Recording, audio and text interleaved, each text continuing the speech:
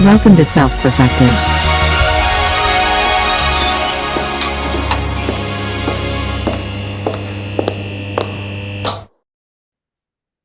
Whoa, We're Christine. going live, like Let's go. hot. I mean, It might be Jesus. 186. do you Am I ever not- jump out of a moving car? No. Have I Here's a ever better jumped out question. of a moving Here's car? a better That's literally question. what happened. What is the fastest speed you've ever jumped out of a car? Jesus, what is this, algebra class? I definitely got out of a moving golf cart. I've jumped out of a moving go-kart. How do you Yeah. do that? Aren't they low to the ground? They are low to the ground. How'd you do? It's How'd you called do a that? tuck and roll. Really? You ever you ever ride in a go-kart without Just your like some seatbelt on? Florida shit. You ever When you say a go-kart, I feel like, what do you mean by a go-kart? I imagine those ones like at the track where you're like strapped in. Yeah. How do you Oh, jump? okay. Yeah, like okay. low to the ground. No, so it low to the ground, yes. But I'm talking about the ones that like they used to sell them when you'd go into like Sam's Clubs or like Costco or some shit like that. And it would They be sold this. go-karts at Costco. Well, I guess at Sam's Club. I don't know if at Costco. I've but- never been in Sam's Club, so I don't shop at Okay. either one because I'm cool. wow. Yeah, Yeah, he goes to right. what's that one called in town? Also, the closest one's probably like an hour away. It's probably like No. 5 hours away. What did they call that one in your town? They don't have a town. I mean, a town. No, you know the one. You know the one I'm talking about. The one with all the Brookshires? fucking grape soda and shit. Was it? Brookshires? Brookshires? Yes. You mean like the Brookshires. general store? Brookshires. That's not a- Brookshires. That's not a fucking. That's not The a general store where I Costco- get my The one wagon. that doesn't have any real food in it. dude. Yeah, they only serve like box food. Oh yeah, no, there. it's terrible. We don't. I mean, it's like we'll go there to get some vegetables every once in a while, but generally, I think Christine and I, when we went there, because we went there to get ice cream, because we got the pecan pie, Oh yeah, yeah. right? The I did chocolate get ice pecan cream pie, there one that time. crack that you guys sell in the middle of your fucking, town. You know, the crack. Yeah, crack like pie? the dude in the They only town sell that- square who looks sketchy. When you say Kim, so they only sell that to you. they only sell me crack. They're like, oh, we got one in town, everybody. Bring out your crack. I'm talking about the chocolate pecan pie. Oh, whoops. That's what they call it. It's Sorry. fucking American Gangster when they call it blue magic. Over here they call it chocolate pecan pie. I don't like the chocolate pecan pie. I mean, I'm not saying I don't like it. I just don't prefer it. It's like he's addicted to it, but he doesn't like it. It's kind of like crack. I'm saying it's like, yeah, it's not my favorite one. My favorite one is just a regular pecan or the bread pudding, You're wrong, double chocolate cream pie. but you're wrong That- though. Sounds like you definitely need to drink water with it or have milk with it. 'cause Oh, that definitely. sounds- The Definitely. double chocolate cream pie is the best one. That's what the kids like too. We had to go to Brookshire's because we wanted to get ice cream. Wait, which one's the one that the kids like? Double chocolate cream pie. They're wrong. Everybody in your family's wrong. It's chocolate pecan pie. That's the one. That's it. It's okay. I forgive you. Biased. You're biased. Yeah, Drake thinks he's all fancy because he like travels the world and fucking goes to chef kitchens and shit. You know, they did a study, right? Find that foodies are unhappier. Your race actually biases your pie choice. Um, Or That's skin interesting. color. I don't want to say race because that's not real, but skin color. listen, Mm. first off, I don't know what race you think I am, but Chocolate. I'm not. Speaking of the race, what I'm happened coconut. with this fucking I'm go-kart? coconut cream. Okay. You're coconut? Coconut cream. You look a little coconut creamy. although I don't know. I'm key lime. Why do you think I like key lime pie so much? Because you're green. Because I'm key lime. Your key lime pie is not green. It's true. It's It's kind white. of like got a little hint of green in it. Maybe, yeah. We'll When I see. see a key lime pie and it's like green, I walk away. That's good. Like that's not real. That's a good choice. That's a Yeah. good choice. So Drake, hang on, this go-kart. You Yeah, bought a what about go-kart at Sam's Club and you rolled out of it? He's just trying to give you an example of the kind of go-kart he's talking about, and it doesn't Yeah. help. but it does. Literally has not. How got a- fast was it going? Okay, is really what it boils down to. I don't know, maybe like 10, 15 miles an hour, somewhere around there. Did you mean to jump out of it? No, I didn't. Oh, Was it a police car? It's a go-kart. Is this Do at they- Disneyland? What do the police drive in Florida? They drive go-karts. They drive go-kart. Was this in Disney World? This is not at Disney. This is in my At Costco. neighborhood. We're in the Your Costco. neighbor- In Costco. Dude, speaking of Costco, Did you get hurt? I did get hurt, but Okay. not too bad. It was only like a speaking I've of got a Costco, scar on my elbow from it, but yeah. Wow. Speaking of Costco. yeah, I was watching some clips of Idiocracy, Uh-huh. right? And you know they all wear Crocs. What's that have to do with Costco? Oh, because it's like a scene where they're in this giant Costco that like takes them it's like 5 miles. Bro, wait a minute. Isn't there like this massive man. There's even like one section there in the very back, and there's like a crashed plane, like in the very the distance, like in the wall. I feel like I just saw images of like a massive department store like that. Yeah. Or maybe it was Isn't that what maybe Bucky's it's, is supposed to be? it's Bucky's. I still don't really understand the Bucky's thing. Yeah, Have you been no, to seriously, Buc-ee's? they all wear Crocs in Idiocracy. Like, well, weren't Crocs like a they weren't even popular when 2005 they made the standard? movie. They weren't popular when they made the movie. Wow, struck a Seriously, brand. like That's hilarious. The story What is the that fuck? they just bought them because they were super cheap and they were like low budget, and they just want something like it was like, oh, people in the future don't care about how they look, you know?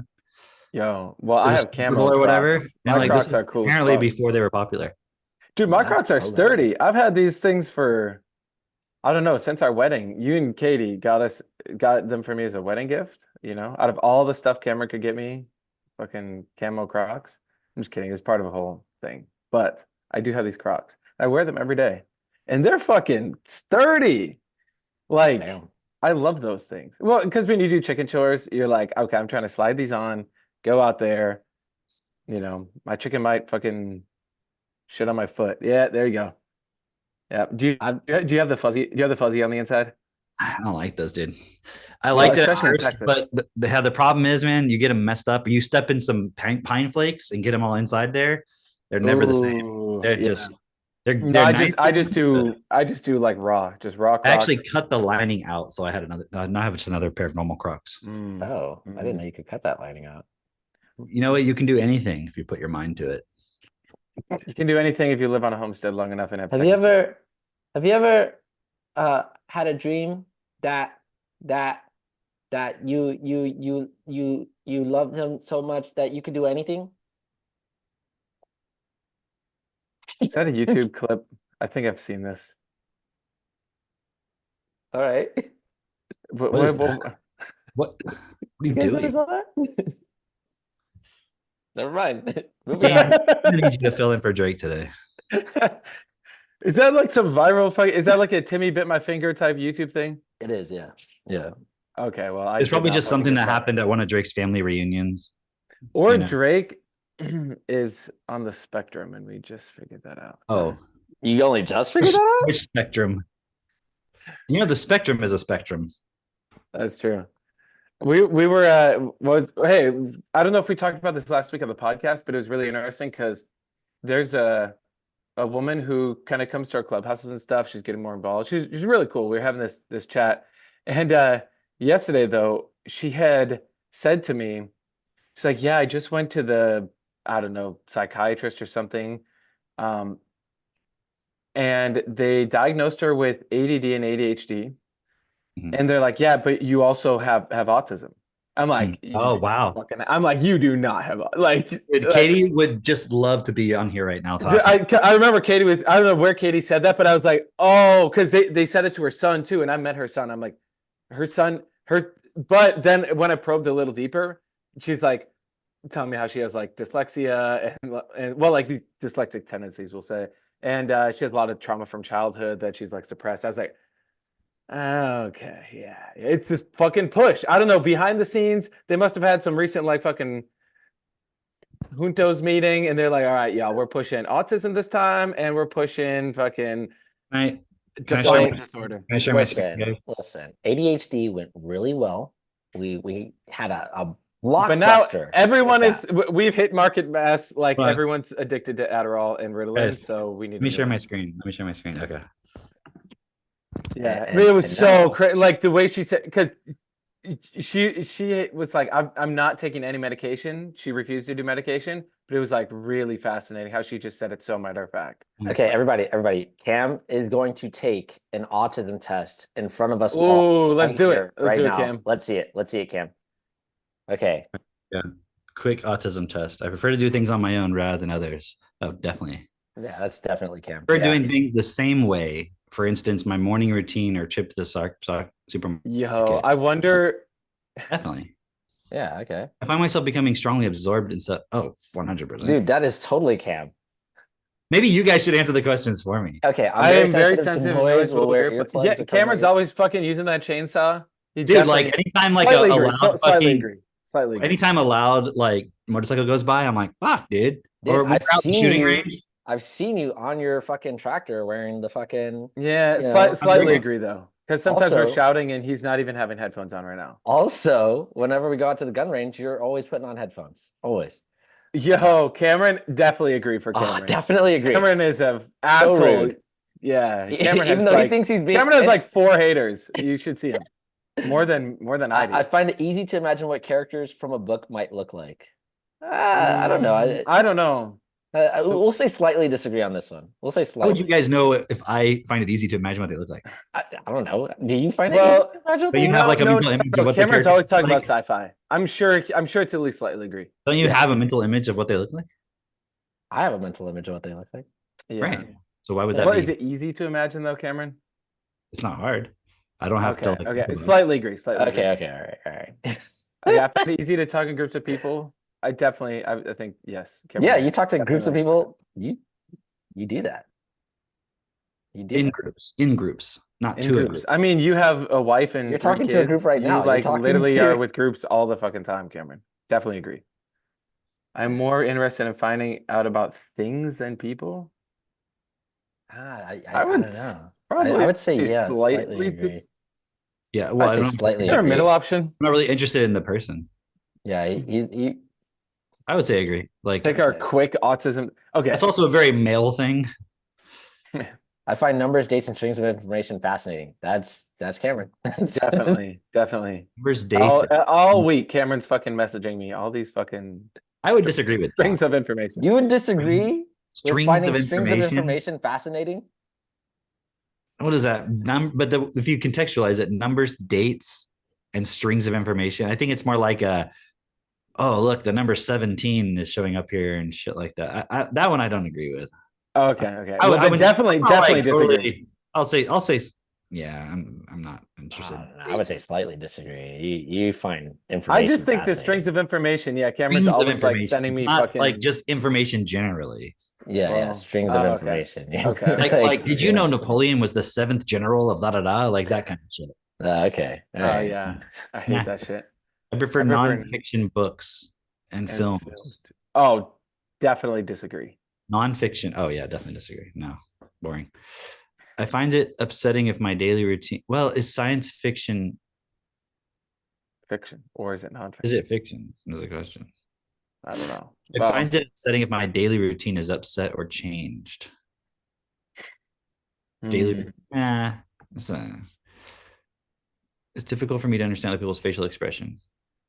Probably don't disagree. know. I think definitely. Is this a test for being retarded or? I want to say sometimes people will be making a face and Cam will continue talking. Like he doesn't get it. Difficult for me to understand it though. Yeah. I No, just was I question think three. this is a definitely disagree because I think you understand them even though you disregard it. Okay. I don't have any problem. I mean, if I'm with my kids, like I can see in a moment if they're uncomfortable. don't have any Cam problem. does not make small talk. He's terrible I at don't have any problems making small talk. No, Terrible. Cameron makes these funny Never do fucking that. jokes and shit. it. No, I he's don't have terrible. problems at making doing it. small Doesn't mean I talk. like it. I'll say I slightly agree. Notice very small changes in a person's appearance. Did you notice Christine cut her hair? I haven't seen. She didn't. I noticed that I'm wearing the shirt as last week. I don't know. Cameron Okay, he says slightly agrees. Okay. When I was young, I used to play lots of let's pretend or imaginary games. Yo, this is I mean, like insane. GI Joes and stuff like that. Whoever made this quiz I like collecting information probably about made things. bank. Oh, definitely. You should see Cameron. Cameron has a fucking YouTube repository every week. Sends us like 12 videos. Look, yeah. Also, I'm look at not his collecting it. bookshelf. You know what I mean? Okay, what's the definition of collect? Like, I'm not like, okay, I like World War II, so I have like fucking World War II bayonets and like this and that. Look at the fucking bookshelf behind him. That's just books. Okay. Also, Mhm. I would don't, call that a collect. Okay, I I don't, think slightly agree. I don't collect shit. You can ask Katie. I don't collect stuff about things. Mhm.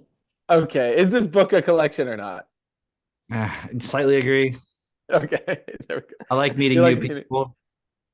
Yeah. It depends on the context. Slightly agree. People close to me say I talk about the same things repeatedly. Ah, definitely agree. Definitely agree. agree. Best for all the fucking time. God damn. Find it easy Find it easy to work out what people are thinking or feeling just by looking at their facial expressions. I think I would say You Cameron have to. does. Yeah.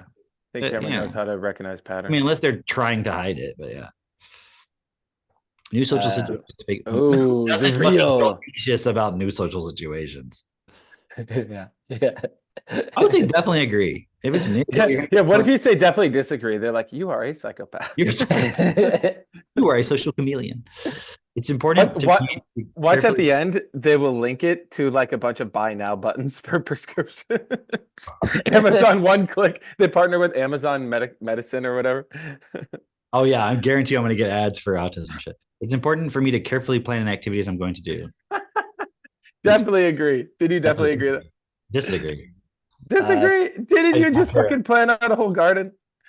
No, No, that Oh. was Katie. Katie did it, and she has a notebook. Oh, okay, cool. Katie. I barely planned out the irrigation. I'm like sitting there the whole time, like, I hope this works. I don't even plan out how many like adapters I need. I'm like, I need to go buy some more. Damn. All right. It's hard to work out with people's intent. How did you travel I would on your own, Cam? Katie does all the planning. I would find say it hard to work out slightly people's intentions. disagree because I think you know most people's intentions. Yeah. Slightly disagree or slightly. Yeah. No, slightly disagree. It just depends. Yeah. I would find it really hard to play imaginary games with you.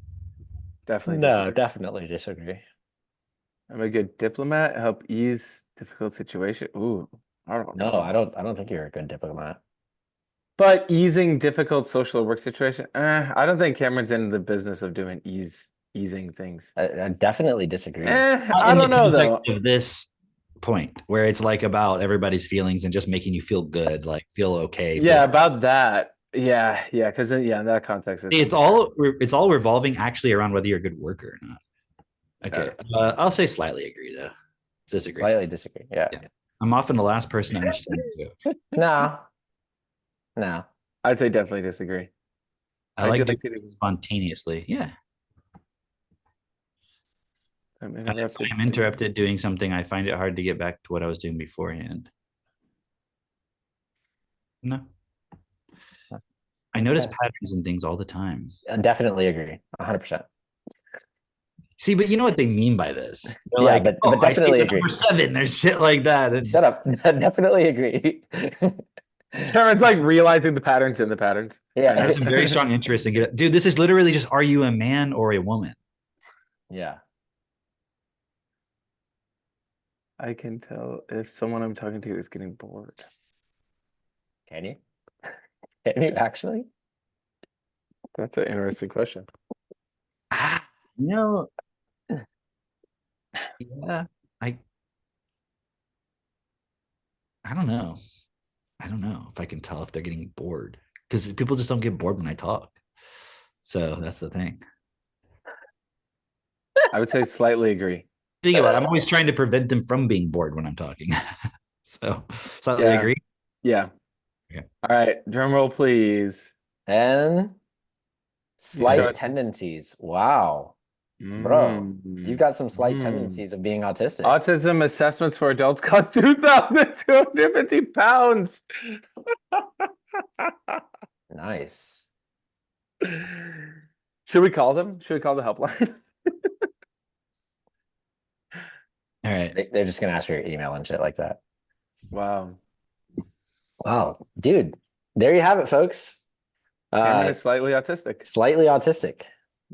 Just Cool. from an You're so online brave, test. Cameron. You're so brave. Thank you Are for you gonna drop the $2,000 and get the Spectrum. assessment? You know, it's funny because I was watching some TikTok, or wasn't TikTok, but I don't know, Instagram, whatever. And they were like, this idea that you could say like you're on the spectrum, but you're not autistic. You're not fully autistic. They're like, that's not real. Like you're either autistic or you're not autistic. Like, so this whole idea that you can be slightly autistic, it's all just fucking bullshit, man. Yeah, it was a big ploy to be able to get not more. according to that test. Yeah, Katie and I've been talking about it a lot. It's like this sort of a way of, what is it? Well, it's Where's- like Where's Katie? It's like Where's a, Katie and I need her in this? it's Katie, like get a on here. profit fucking game. That's really what it is. It's a Hold ploy. on. Let me get Like this. the whole transgender thing. Let me get my lover on here, guys. Your lover. Phone a love when- friend. Like when people say that. Oh, my lover. Call in Katie, the Katie segment. Like, ooh, gag me with a spoon. Katie says she's right here. on. Katie says she's deaf, got a positive autism score. I don't know why I said awesome. My, Autism. you know what? My And she said you definitely collect boots as well. no, boots collect. Look It's at not it. the same as Fine. collecting boots. I think Cameron's bumping up that score. I think we need I to. think Cameron I think actually he's- would have Look had at a my higher Amazon. autism score. Yeah. Hold on. I'm gonna look at my I think Amazon. he's self-conscious though. He doesn't really want. Hold on. I'm going to my Amazon right now. Uh-huh. Boots. We should start a GoFundMe for Cameron So I put boot. so he can get the assessment. Boots? What about boots? The last time I ordered a pair of boots on Amazon. Well, When How many boots do you have though? you have Boot Barn Relevant. all over Texas. Irrelevant. Last time I ordered boots. Oh, here we go. Here's the You fucking hear him? You arbiter hear of him? truth. August You hear- 2022. Katie, You hear Okay. please. How many Don't tell boots do you me. have? The last time you bought boots, who cares about that? How many boots do you All right. have? Was the All right. Of course, I bought. Hang on, Cameron. four pairs of Can we boots mute Cameron? within Can we like a mute month. Cameron just to Cameron let is Katie tell muted. the truth? He's muted. How We many? can't hear How him many anymore. boots? How many boots does Cameron have? You're muted, though, Katie. Katie, what's up? Hey. No, but he has like several pairs of the same boot, Uh-huh. which is what concerns me, right? Like Yes, Cameron, yes, you're still muted. of the same boot. What I don't if one pair understand gets why there's wet? three. So Well- it's That's reasonable. Who's going Cam's around like- getting their boots wet on the inside? Max says that. hilarious. So, tell us about the trend that you've been seeing with being on the spectrum. Well, I was looking at this point because Cam and I have worked with kids who are like actually autistic, like in the previous definition. So we've kind of watched this whole thing grow. And Like the It's- nonverbal, like no. right. And I was just watching a bunch of videos from like parents. Like I saw this parent who was having to put their kid in a state supported facility in Texas because at 12, their son, because he was so aggressive in the home to her and her husband and their other kids, because he had like severe actual autism. Mhm. And so it's very strange to me that it's like this spectrum where everyone's being labeled the same thing when that is clearly very different than what, the mom who's on here saying like, oh yeah, I'm sort of autistic because I can't express my emotions. It's like, Yeah. it's this subtle way of normalizing it when there's lots and lots of kids who have severe like actual problems with their brains where nobody's actually really talking about them because they're just getting absorbed into this whole community where the label has completely changed. And I also saw this lady talking about how she just got her autism diagnosis. She was really excited. And then she got this, there's like all these categories within autism too. Like you have a special form of autism, like I forget the word she used, but it was like athromexia or some crazy. Katie, I was just Yeah. about to say this. Like, it reminds me of intersectionality. right? Yeah.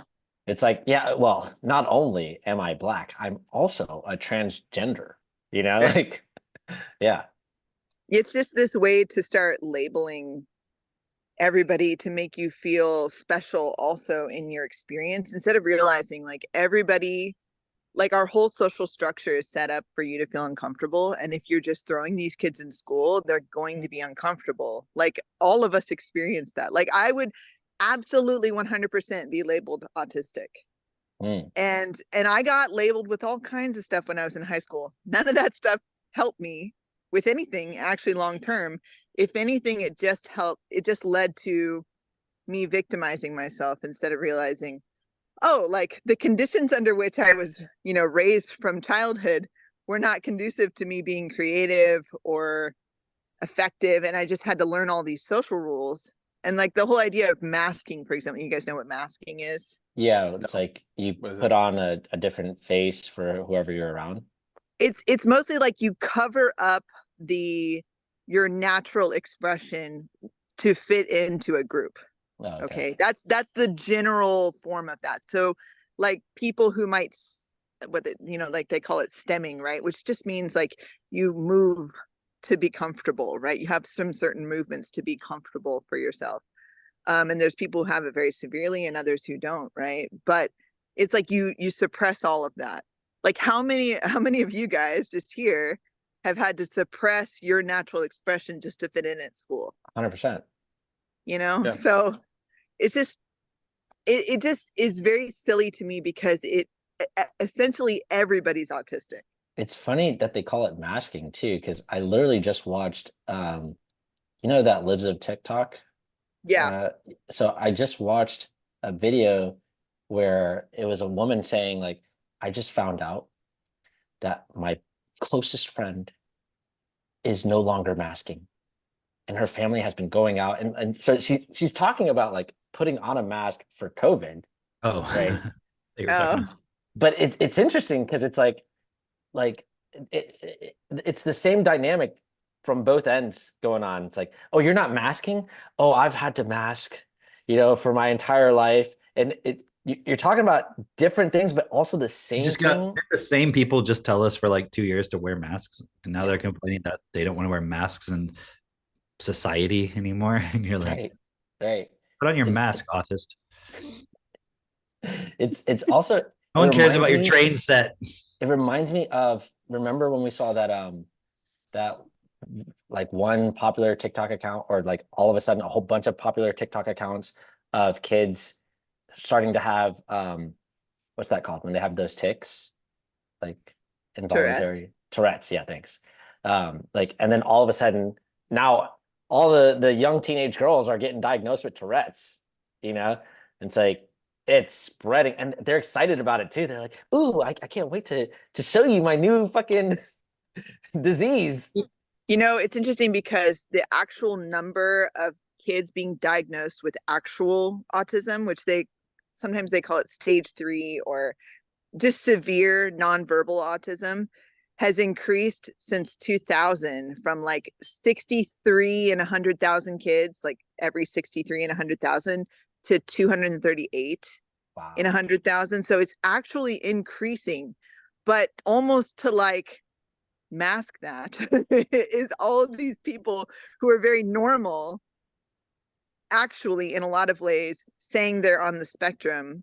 And the concern that I have with all of this is, I know for psychologists the end goal always is to make money from this and to get everybody medicated. Yeah. So that's the challenge I see with a lot of these, like it becoming more of a social fad, is that, yeah, you can do all these tips and tricks and things to like help you now like express yourself in your new autism diagnosis, but the end result of a lot of the therapy and stuff like that is some sort of medication, like And normalizing, whether it be Zoloft, or like a lot of it is people taking like small doses of lithium, which is mhm, very concerning to me because we kind of went away in the whole medication realm, trying to get away from lithium, and now we're just normalizing it again. And a lot of drugs also that are just super bad for your brain. Like if you actually study how a lot of these SSRIs work and a lot of these stimulants, even the new stimulants that they say are better for you, they actually have really bad long-term effects on your brain and on your focus abilities, to the point where you like totally destroy any focusing ability that you had. And then you get to a point where you are just like a lifelong medicated person because you can't function without it. So parents, I think a lot of parents are just going along with the flow of this new thing and being like, oh, it's totally great and normal to get this diagnosis because it gives you all these other resources. But the problem is, it's very easy to then get swept up with, well, maybe they need some kind of medication to help them regulate because, you know, these behaviors are not fitting in with school and that's going to cause problems. So let's just go ahead and, you know, get on low doses. Let's start with low doses of all these things. But again, it just leads you down that. I mean, think about it. When else would you get access to lithium? You got to recharge your batteries, you know? You got to just start chewing on some lithium. Mitchell, I think you need some lithium. Cam, for sure, you need some lithium. You're looking pretty low right now. But no, what's That's really so interesting fucked. about that is that you're saying, you know, the actual cases of autism are going up. But on top of that, we've got all these cases where it's like, that's well, not actually autism, you know.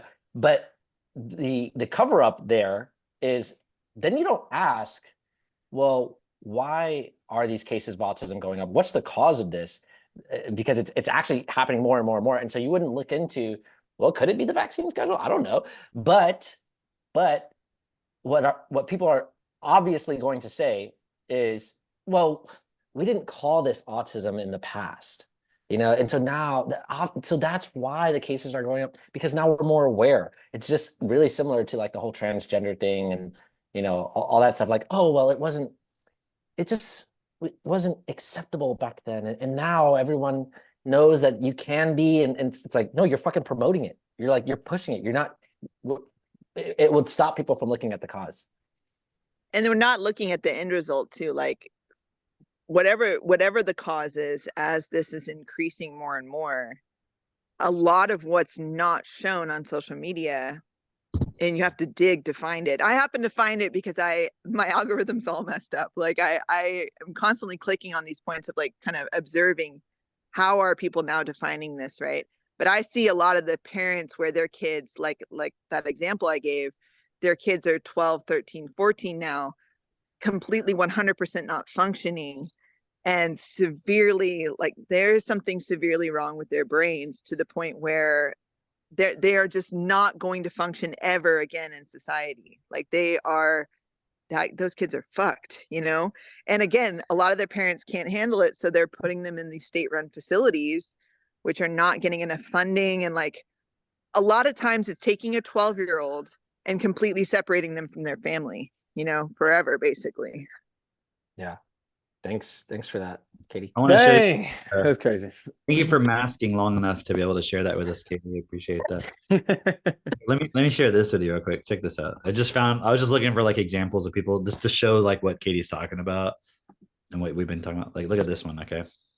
Autistic like me, do you have an internal monologue that just will not shut up? There are actual people in this world with no internal monologue. I'm almost finished a 1-hour hike, and I forgot to put my podcast in because I'm having too many conversations in my own head. I have to pretend to be a normal person in a neurotypical society when I'm not. So I'm just constantly fucking replaying or rehearsing conversations all the time. Even conversations I'll never have. Like, I'm screenwriting my life 24/7. Hey, self, shut up. You're autistic? Yeah. That's Okay. I Look at think this I might comment. actually be autist. Look, this person says, is talking to yourself common in autism? Because your girl has a constant autistic internal monologue that never turns off. And it's like, that's called being a normal fucking person. Right. Yeah. Like, Yeah. there's actually people who don't have internal monologues. That's considered a pathology, not having any internal monologue whatsoever. So now imagine, you see what I'm saying? It's like, everyone's thinking that they're special. Right. You Not can just realizing, hear it like- too. I mean, the fact that she's fucking putting that on social media shows you she wants to be fucking special. She wants the likes and everything. Oh, for sure. Charge I up mean, that mind. yeah, that's a good point, actually. It's like taking everything and then finding a way to use it to be special so you can get attention. Dude, Yeah. yesterday after our clubhouse, we walk outside into like downtown Orlando streets, and like there's a big group of us, and as we're walking, this woman yells out, she's like, because she sees like we've got food, she sees there's a group of us, she's like, oh my gosh, whose birthday? Like, happy birthday. And I'm like, birthday? No, I don't think anybody's birthday here. And she's like, whose birthday? I'm like, whose birthday? And she goes, my birthday. Happy birthday to me. Oh, okay, happy birthday. The weirdest attention getting. Yo, this is like what the deeper layer of what is going on here is everyone as a child did not get real support from their parents. Yeah. And now as an adult, they're acting out and they're having a temper tantrum. And it comes out in all of these fucked up ways, such as thinking you have autism or thinking everyone should care that it's your fucking birthday. Wow.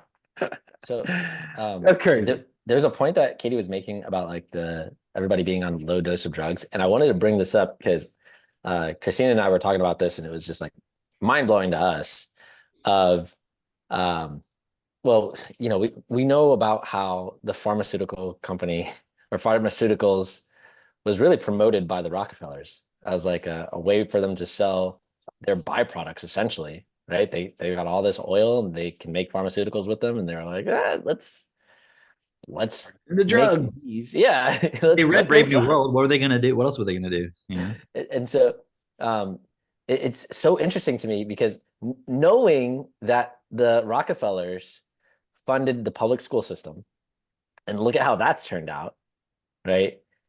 Did you also know that they funded the medical school system and that whole medical Yeah. industry?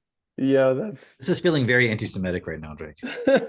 Are the Rockefellers Semites? No, Okay, all right, okay. I'm just gonna keep going then. still feels anti-Semitic regardless. But anyway, what the fuck is this? Why does this happen to me? Because it was agreeing with me. Yeah, Zoom agrees with me. But anyway, so anyway, the whole medical industry They are funded by Jewish. the Rockefellers. Go ahead. Zionist Jews. Okay, I think Actually, Mitchell's what? having Tourette's. I literally looked up, are the Rockefellers Jewish? Oh, okay. Yes, Oh, they are Zionist Jews. oh, but are they Semites was the question. Oh, I'm just reading what Google's telling me. So Google's anti-Semitic apparently. so anyway, yeah, they funded the medical system and made it so that, hey, only what we're not going to have this like Eastern medicine or holistic medicine, because apparently before this, that's largely what we had was a lot of holistic medicine, right? And then they said, no, we're going to have a standard way of diagnosing and treating diseases, and you have to have gone through these schools and basically be indoctrinated in this specific way, much like the public school system. This all sounds very autistic. Yeah, Does actually. it seem kind of like, instead of like actually understanding things and being intuitive, it's like, no, we need a system. Yeah, it Means was like we they need were a specific maybe, set of rules, and I must look it up. maybe the Rockefellers were autists. They were autists. Anyway, Well, speaking of that, remember what you just told me about Bayer before this? that's what I was getting at. Okay. That's what I was getting at. And is it a Fucking coincidence punchline. that like the whole push for like STEM in the schools? And Ah, I'm they, just wa- saying, they, that's why they're pushing the STEM, because of all the autistic kids that they're But- having. I guess Christina and I were talking about it because first Avery had sent it, but also because there was a specific point where they were talking about how heroin was given to babies, right? Initially, it was given to babies, heroin, right? And heroin, when you think of heroin, what do you think of, right? Velvet Underground.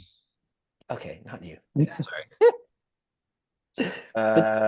powder.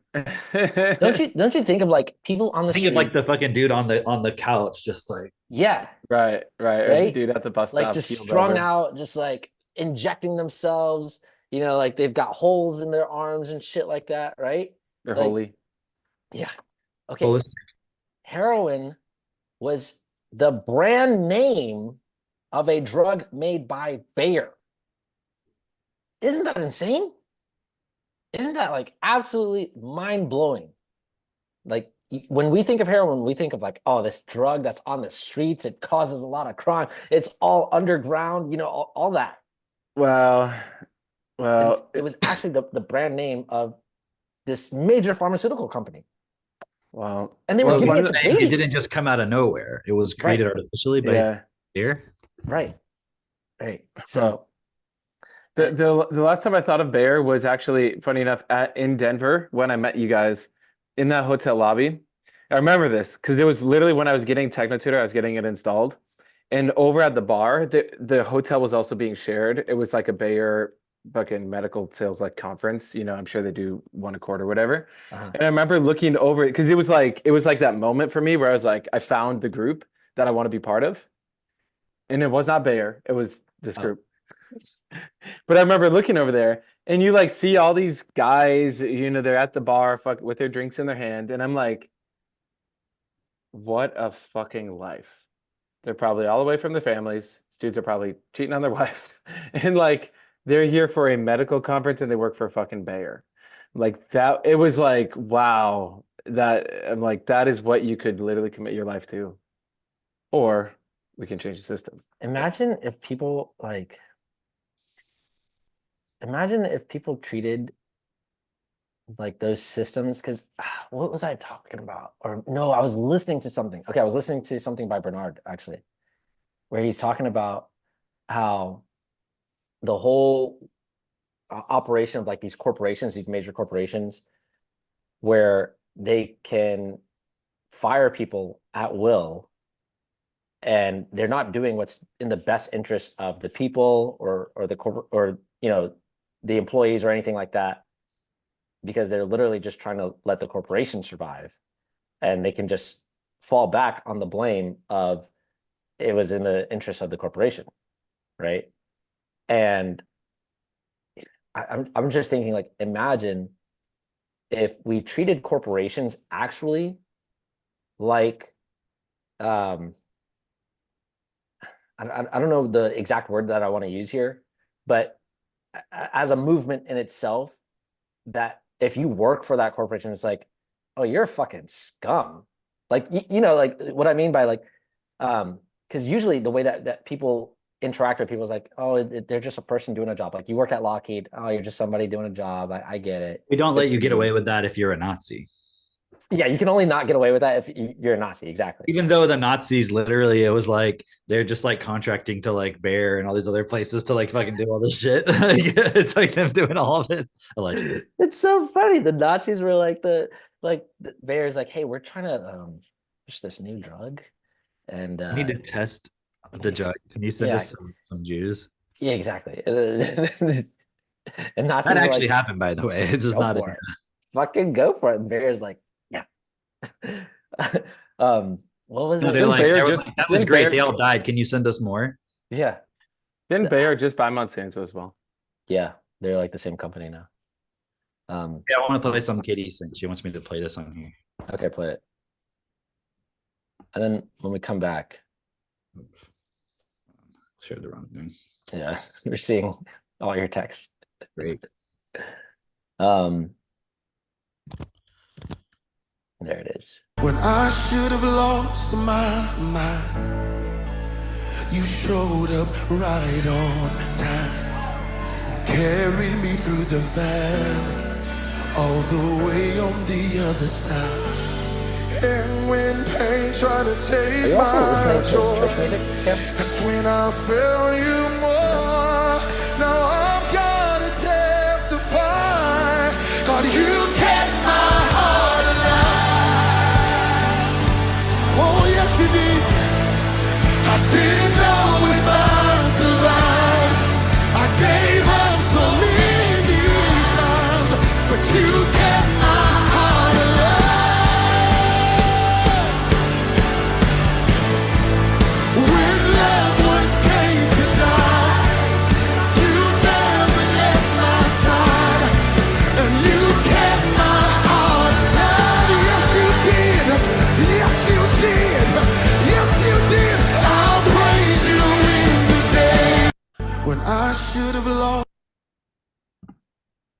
That is Wow. insane. That is insane. I'm not gonna lie, I really enjoyed that music. That was like my Yo, childhood. fuck that music. That Whoa. music is shit. Literally. Whoa. And the message is shit because it's like that kid does not need some idea of God and Jesus. That kid needs actual fucking support from his family and from people around him. And we But can't hear you. God is so amazing. Why the fuck did that have to happen? that's what I'm saying. Like, okay, God has a glorious plan for you. So he made you fucking autistic, like totally aggressive, nonverbal, whatever. And then we had to put you in a state school. Can you imagine what it's actually like there? Do you think those people are like kind and caring all the It's time? like hell. It's like that kid is now trapped in hell. Like when the kids are normal. What do you think it's like when the kids are all like, "Oh," like getting aggressive and shit? Like, They, why did they have to put him in there? Because he was too aggressive. What do you think they're doing at that fucking school? Right. Hugs injecting and him with kisses something. and all kinds of shit. Like, give me a fucking break, dude. Yeah. It's like this is You saw the slop he was eating. He doesn't even get his mom's home cooked food anymore. yeah. Yeah. It's like so wild. The God delusion point is so strong with people And then to because be like, oh, like this is somehow evidence that God exists. Like, what the fuck? it's like pure delusion. And it's so crazy because I remember there's people all around us who are like super Christian and stuff, and they'll go, it's like no matter what happens to some of these people, they could get the worst fucking thing. Like one of these people, like she apparently got COVID, lost her hair, fucking stressed out, just all this shit happening. She's like, but I knew it was God working in my life. It's like Dude, okay. But seriously though, like crazy. with that music and the programming that comes with it, Yeah. it's like you're willing to accept basically anything. It's like because it makes you like feel like, oh, I'm being heard, Well, I'm being like looked over. the whole God heaven thing is like the ultimate fucking sales pitch because it happens in your 0 to 7 and you get impulse with massive fear. If you even fucking question it, you could experience permanent fucking pain in hell. And if you accept it, you experience It's Dude, it's you know a what it is? fucking it's insurance. It's an insurance payment. You know what right. it is? But it's actually in reverse. It's You know? Stockholm syndrome. Oh, Mhm. yeah. Can you That's explain that though for the literally listeners? what the fuck it is. Yeah. It's like, Yeah. you know, when you get like taken hostage and then you start to like identify with your captor as like you love them and you know you don't want to leave. Like that's what the fuck it is. It's like you're so abused by this world and you're taught that God created it. And then you're like, everything that you suffer through, you like attribute it to God, but you make an excuse. Like if you took that video and you replace the whole concept of God with like an abusive husband and the wife keeps coming back to them and like I know he loves me and Yeah. An all this. abusive father. Why couldn't you say that as a parent? Like I beat my kids and I mean to them and then they come back to me and they love me and like wouldn't you be like, dude, that's kind of abusive? Well, there's a And lot of what's- parents who would be like, oh no, that's love. And it's like you're giving all this credit to God, and it's like literally a bunch of humans created a state school for you to send your fucking kid to. Where is the God part in any of it? Okay, why does evil exist if God exists? And what does the Christian, what does the person always say? It's to make gotta a- exist. It's part of you have you make a free will to choice. choose. No, the same. Yeah, it's humans that are doing the evil stuff, right? Yeah. But Yeah. where in any of that autism thing with that kid was anything with a human involved with that? Like that's evil, right? For like a child to be born totally fucking autistic, aggressive, nonverbal, all this stuff. Like that's not like so how is that a result of human evil free will? Like that's all God. Mhm. Dude, And they're Yeah, I saying mean- it's all God, like it's all part of his glorious plan and stuff. It's like, so you can't even make the excuse in that context that it was God. Oh, well, that's, you know, like if somebody like beats somebody up, you're like, well, why did God allow that? Well, that's human choice. Like, okay, I kind of can see your point with that. But like, where is the part where the human choice created that situation? In fact, the solution that they chose was to go put him in something that was created by human beings. And then they're giving the credit to God on that too. I'm like, right. It's just fucking lack of responsibility all around. You But know also what's- then it's like it's so easy to see and be like, oh, these fucking idiots. But then it's like, no, hold on. Because well, I can even in empathize saying with how that, they feel. Like it's probably insane. Right. It's not even their fault that it's happening. right. I mean, they don't even know any better. It's like they But just the got delusion programmed. of like using it to Yeah. justify this point. It's like, Right. And it's why we have to get even better at fucking sharing what we're sharing, because we're up against the most challenging fucking system. And that here's there what I is. don't understand, dude. Why don't all the Christians right now be like, dude, TikTok, transgender, all this stuff, it is just part of God's glorious plan for our children, and it's all in God's hand. But no, it's like, no, it's Satan, and then Satan's trying to do this, and it's like evil and all. It's like, no, dude, it is part. Prove to me it's not part of God's plan. You can't. Right. It's like, how do you not know that Satan actually came up with this God delusion? Like, Now if Satan's your fucking- family member gets sick and goes in the hospital and you start praying for him, aren't you assuming like, oh, this bad thing, it's all part of God's plan, he'll take care of it? Why don't you just do the same thing for like all your trans kids? Because there's no fucking it's all logic part to of it, God's and the plan. Like, vocabulary is broken. I'm praying, like I don't need to do fucking anything, but you won't do that. Cameron, this is assuming that these people have a brick wall of understanding that is not totally fucking obliterated. Bruh. Right now, we're working with people with a giant Bruh. pile of fucking bricks strewn across the ground. Like Gaza. It's basically like Gaza. It's like the fucking Gaza thing, where the drone flying actually, over. if you put that music over scenes of Gaza, I'm sure Yo, people would that feel would like, be oh wow, savage. yeah, it's just part of God's plan. And this And is why they also, want to ban TikTok. Matter of fact, I saw a video of this kid. He was rapping. He's a Palestinian kid, and he's rapping about Gaza. And he actually had a good voice, great cadence. Like the raps were like he was dropping bombs. Starting to sound very anti-Semitic, but okay. Anyway, He's dropping bombs. Wow, Drake, you. Lyrical bomb. Anyway, so this kid, he's he's rapping, and then it's like a cut to him and like his little brother, and the first video was him in Gaza, and you see like just bricks lying everywhere, and he's rapping. He's like talking about how terrible it is that they have to live like this, and it hits, right? Then the next scene is him with his little brother, and they're standing in somebody's like courtyard or backyard, and the background looks like they're in California, right? It looks like they're in a very beautiful setting with money and all that, and he's wearing like this nice hoodie, and he's like, hey, I just want to say thank you to everybody who's reached out and asked how we're doing. We are great. Thank you for all the support, all the money that you've sent, all this. And I'm like, okay, why does it take for a child to be some superstar rapper or whatever for you to actually give a fuck about what happens to them? Like, that's so fucked up. That's so fucked up because, oh, we just care about this one because he's talented. Like, what the fuck? Like, Yeah. It doesn't make any sense. He's got a gift. He needs to be supported or some shit. And you're like, okay. And yet that's the norm. That's the norm. We talked about last week about like how they're literally flying kids in to traffic them into the United States. They're literally flying children or walking them through the border just to traffic them. And oh, Cam, I sent you that video, right? Dude. Which one? The one about so a local police officer here, a local sheriff here. Oh, right, yeah. Right? Here in Florida, actually just like a couple counties over,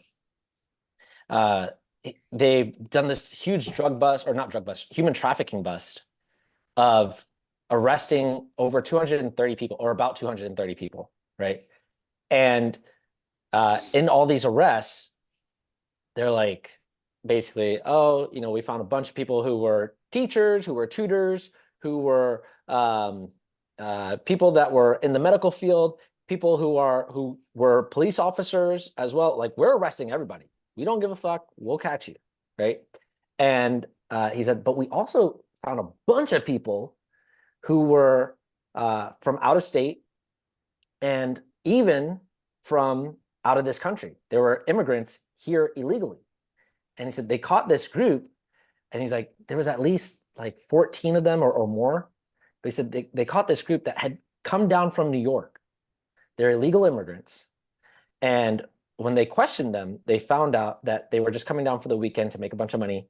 And that there was like, there's some guy who's like kind of their bodyguard or whatever, or their manager. And then he's got a few women with him. And then they're being managed by somebody off in New York who basically says, hey, go down there, make some money. When you come back, each of you owe me $3,000 by Friday. And the crazy thing that he said was they're happy to do it because they make a bunch of money doing it. But he says they have these little cards. They found out when they were investigating these guys, they have these little cards that they can just present to the airlines and they can fly across the country for free. They can just get on a plane for free. These are illegal immigrants, but they've been supplied these cards from the Department of Homeland Security so that they can literally just present their card and they will fly all across the US for free. And it's like, oh, so the US government is actually being complicit in human trafficking. They don't say like what it's for or anything. And he said, I'm sure if you asked our government, they would deny any of this. But yet, how are these illegals actually flying across the country for free? Call me illegals? Huh? You just calling me illegals? Slow down, Joe Biden. You mean undocumented persons? Oh, sorry. Sorry, I'm getting very anti-Semitic, so I wanted to. Okay. No, seriously though. No, that's a really great point though. How are these people in this country without any documentation able to even get on a fucking plane, let alone fly for free? It's insane. So anyway, that's just so you know, if you're listening to this. But if like American citizens tried to do something like that, they'd go to like probably federal prison or something, you know? Dude. Or it's exactly. crazy how many people are like, for people coming to self-perfected event, like what they have to go through just to get across the border. Right. Like, from Yeah, Canada. exactly. Yeah, exactly. You know what though? All of this, just God's got a glorious plan for these immigrants. That's all it is. Yeah, guys. I wonder what was God's glorious plan for the Wachowskis. You were going to tell us about that last week, but Oh, dude, man, it just goes into so many points. Okay, for anyone who doesn't know about the Wachowskis, what they on, directed. Before we go to that, real quick, I just want to make a point that we were making earlier about this other point, and this will tie it in. You saw the State of the Union when Biden was like couldn't even say Lake and Riley properly, right? And then he goes on after that to CNN or wherever and apologizes not for saying her name wrong, but for calling the dude who allegedly killed her an illegal. He's like, I should have said undocumented person. He's like, I shouldn't have called them illegals. He's like, those people, he's like, they they built this country. what? Wow. Yes. Wow. And I was listening to Dave Smith, and he was like, you know, we could probably go back in time and argue, like, you know, the slaves, like who was there, who built this country, and we could have that discussion and all of that. He's like, you know, probably I would suspect anybody who's ever been a part of this country, like at some level, like has built this country, right, throughout time. So we could argue, we could quibble about, you know, who built this country and so forth, right? He's like, but there's definitely one group that I know did not build this country. People who literally just came across the border. It's like, yeah, seriously. That was a good joke, man. But my point is, though, then look at all the fucking shit that happens after this. I don't understand, this non-binary girl killed herself or whatever. You know, you heard about this next. I forget the girl's last name. Oh yeah. No, I don't know what this is. It's some girl who killed herself, and it was like she was being bullied apparently, and they tried to make it like the bullies beat her up, and that's why she died. And they're just trying to make it about this whole sympathy for trans people, and I'm sure they're trying to push something, right? And somebody was just making this point, this comment I saw of like how that's what the White House will come out like, oh, this has to stop. They put out a big statement about it, about how like this violence towards trans people has to stop, even though it was one of those, it's kind of like a George Floyd thing where it's like they're lying about what actually happened. You know what I mean? And it's more like, I'm not saying the girl's to blame completely, but you know, she contributed to it and so forth, right? She was like fighting with somebody or whatever. Probably in school. Why are your kids in school? Come on. But just to see like how much outrage the White House gives towards like, oh, this girl who was non-binary who died out of suicide apparently, but even if it was like somebody beat her up or whatever, but then the girl who gets killed by an illegal, undocumented whatever, like no, like they don't put out any, you know what I mean? It's not like this outrage on that. It's like, oh, if they're trans, right? And then you fast forward to this bill they're trying to put through about like online hate speech and stuff in Canada. And then I can't really understand what's going on there. People are talking about this bill C6, but I saw that it was like passed in like 2021 or 2022, but I think maybe they were updating it recently. But it's this thing of you can't do like conversion therapy on somebody if they're trans or gay. I think that's Bill C4. C4. I thought maybe it was C, whatever. But either way, I looked into it and it's like it was like in 2021, but I think they've updated it maybe recently so that you can't extradite. Sorry, no, you can't take a child across the border to get them conversion therapy or something, right? Anyways, it's just this whole crazy thing about trans. And it's like when you read the things I read through it, it's like you can't do conversion therapy to make somebody not. It says like trying to make them heterosexual. But it doesn't say anything about you can't try to convert them to be homosexual. You see what I'm saying? Yep. It's not, none of it, it's all one-sided. It's like you can't try to convert somebody to be cisgender. You can't convert somebody to try to be heterosexual. You can't convert somebody to be the gender identity of the sex they were assigned at birth. But it doesn't say you also can't try to convert them to be gay. You can't convert them to be trans. It's really fascinating. Imagine like the kid that comes out of the womb, right? And the parents are all fucked up. They're like, oh no, it looks like a boy, but it's actually a girl, right? So they like indoctrinate this kid. And then that kid actually is like, no, please, I want to be converted back to just my natural sex. That's what's And it's interesting illegal. about it. It says in there that this applies to all children and any adult who's being put through conversion therapy against their will. So it says all children and any adult being put through the conversion therapy against their will. Why is it all children and any adult? Because it's like not totally clear, but to me, when you read that, it means all children, period.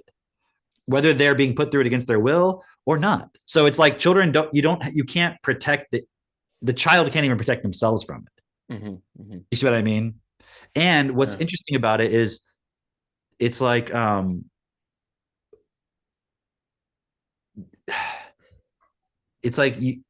there's no discussion of all the stuff that's being impulsed into the kids. So it's like preventing anyone from being able to offer. It's actually specifically around offering services, you see, to parents who like want to support their child not to be whatever. Anyway, so you put that together, and then going back to the Matrix point, okay? So you were gonna explain who the Wachowskis are. Yeah, well, from my understanding is I'll be careful. What? Don't gender anybody. they were two dudes, Yes. right? Back in the day, made in the Matrix. I don't know, maybe other films. Well, society assigned them as dudes. Okay, got it. So they had penises. I'm imagining. I don't know. Female but penises. yeah, female. Yeah, those. And then so they made the Matrix, badass movie, right? And then at some point, was this before the second one? At what point did they convert themselves the right way, right? You know, the only way. Correct. Converted. The only way Correct. you should. Yes. Yeah. I believe it was before the first sequel, but I don't know for sure. Okay, yeah. And so well, and so Matrix was even based on that book. Right? Like, did they come up with I don't even know. That's a controversial topic. Yeah, I don't Not know. allowed to Like, there's a woman who discuss. claims she has the original manuscript and everything, and what it was about, and they stole it from her, and Yeah, it's a fucking catchy storyline. it's kind of crazy, right? So then what happens, Cameron? At some point, the red They're pill went trans. from being a red pill to being they're women. They've always been women. It's the Wachowski sisters. I don't care if you watch the first Matrix and you think you remember that it was the Wachowski brothers who made it. I don't care what you think. It was the sisters. She, shim, thee, them, whatever it is. Shim. Right? Shim, shimini, shim, shim, sharu, right? Yeah, they're females. They're women. They're beautiful, bold, brave women. And they made the Matrix because you know how women love action movies. You know, they love it. They love kung fu. They love bullets. They love fighting. No, but I read this thing. Rage Against the Machine soundtracks too. Yeah, women love that shit. All right. Yeah, no, I saw this comment. Okay. Man, what was it? Oh, I got something else. Will you write down, Drake, Animal Crossing? I'll talk about that later. Okay, so all right. Are you getting your animals to cross dress? Yes. Oh, animal cross dressing. I like that. I was watching that Shane Gillis. It was like some podcast thing, and they were talking about like, yeah, did you know that there were trans or whatever, right? And I already knew this point, right? But I looked at the comments, so they were talking about it, and it was funny. Shane Gillis was like, yeah, no way. He's like, no way, women rode the Matrix, right? But I was looking at the comments, and they were saying something about one of the Wachowskis got dominated so hard that they became trans, and I was like, what? So I started doing some internet sleuthing because I'm slightly autistic. And what I found was that there's this whole story, and it's all allegedly. I'm just going to preface that. But I don't know which one of them, but both of them before they transitioned, one of them was super into like domination, being dominated, right? That whole thing, BDSM stuff, right? And was like into like you know like cross-dressing, being dominated, all this stuff. Apparently they were into cross-dressing because I saw in this article I read, this guy, I forget who it was, but it's somebody famous, like a very famous person, like actor in that whole world or something, and they were like, yeah, I used to see whichever Wachowski like in the LA clubs, like wearing like panties and like full on like leather boots and or whatever, like that's what they were into, right? But then the story is that apparently he got into like being dominated, and that this mistress that he had, who's like some famous LA dominatrix, like through the domination and that whole sexual thing, like got him into just accepting that he is a woman. So it's like, imagine you got this fetish and then you're being dominated, and it's like, to take it to the next level, it's like, no, you're going to become a woman. And can you imagine like all the psychology? Now tie that back to all that stuff we saw about the porn, right? Where it's like these guys are watching this porn, and then it's like trans porn, and then it's like they're reprogramming themselves of like, I'm trans. It's like a real life example of this, again, all allegedly, right? But dude, I'm like, dude, actually now that makes sense why when you watch the Matrix and like the club scenes, it's all sort of like BDSM style. Like it's like, I mean, it's not explicit, like, but it's like, oh, that actually makes the whole aesthetic make a lot more sense. Right. Like, they were into that stuff back then. Yeah. Not trans per se, but they were into that stuff. Like, oh, okay, it makes sense why that was like that. Yeah. And fast forward, the whole thing's about trans. And then I was watching this video the other day where somebody was like breaking down the latest Matrix movie, the most recent one, and why they said it was made bad on purpose. Because I've never seen the latest one, the fourth one, Matrix Resurrections. And it was so interesting because the whole time the guy only referred to, I think it was only Lena Wachowski. I don't know which of the dudes that is, but it's one of them. But I don't know if both of them were involved with the most recent one. But he told this whole story about Warner Brothers was going to like redo the Matrix, and they wanted to be able to franchise it and make new characters, kind of like Disney did with Star Wars and all that shit. Bring something back and then turn it into a whole bunch of shit again.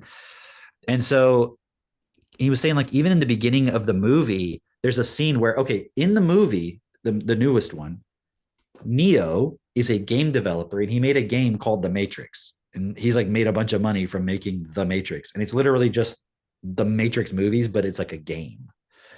And then like the guy was making this point about how terrible it is. He's like, they even make, in the beginning of the movie, he's like, hey, Warner Brothers is going to redo the games with or without you.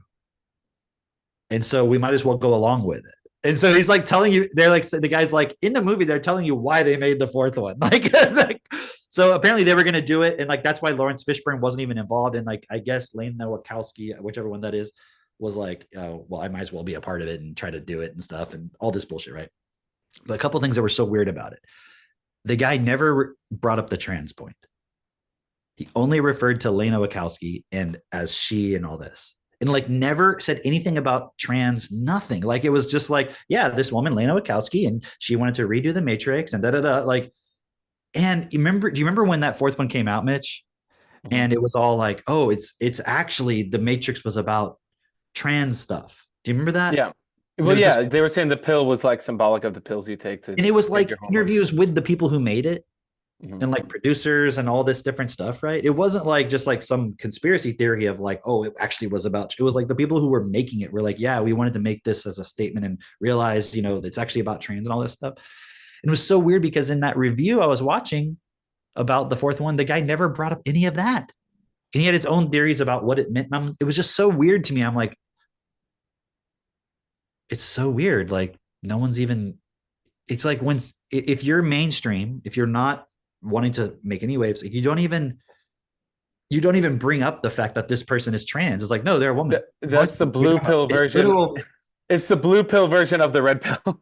yeah, but it's like literally 1984 double think where it's like 2 Yeah. + 2 is 5. What are you talking about? It's always been 5. Like we've always been at war with East Asia. What are you talking about? Like, yeah, you know, Yeah. you see some newspaper, you're like, huh, that's weird. Must have been a misprint, you know, and it's like a newspaper from like back when we were at war with the other one or whatever. And okay, so anyways, what was the point I was trying to get at with this whole thing? One of the points I thought that was really interesting about when I'm looking at all this is like,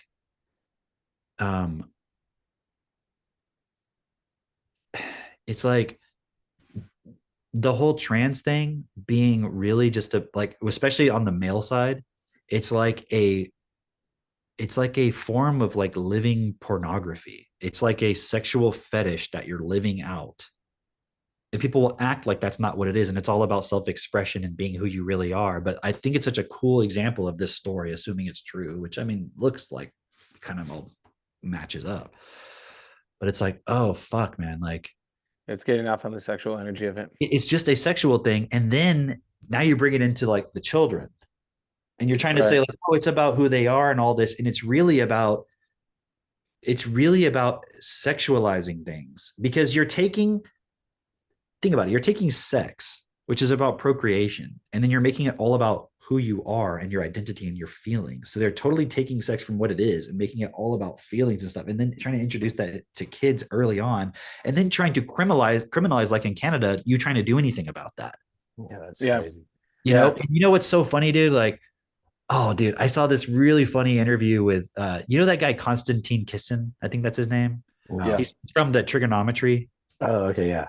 Right, he's like the dark-haired one of the two. Okay, like one yeah. wears glasses and one's like he's the one who did that Oxford talk, right? He's a really funny guy, and he was like doing this interview with Tom Bilyeu, right, about like masculinity. They're talking about these different points, right?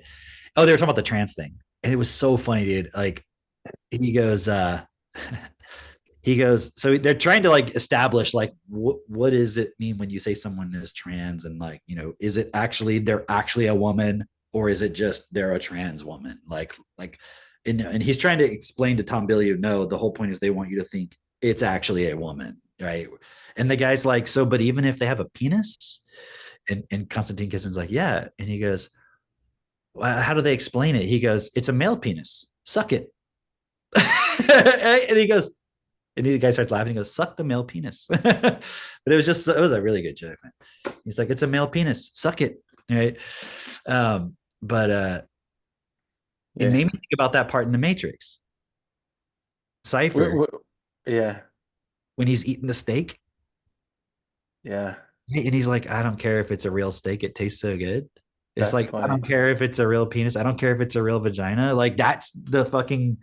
So even though I don't think the Matrix really was about being trans, it is actually, because like we've been talking about, if you go read Martin Rothblatt, right? About transgender, all that stuff, like it is about getting people into questioning, like, are they even a human being?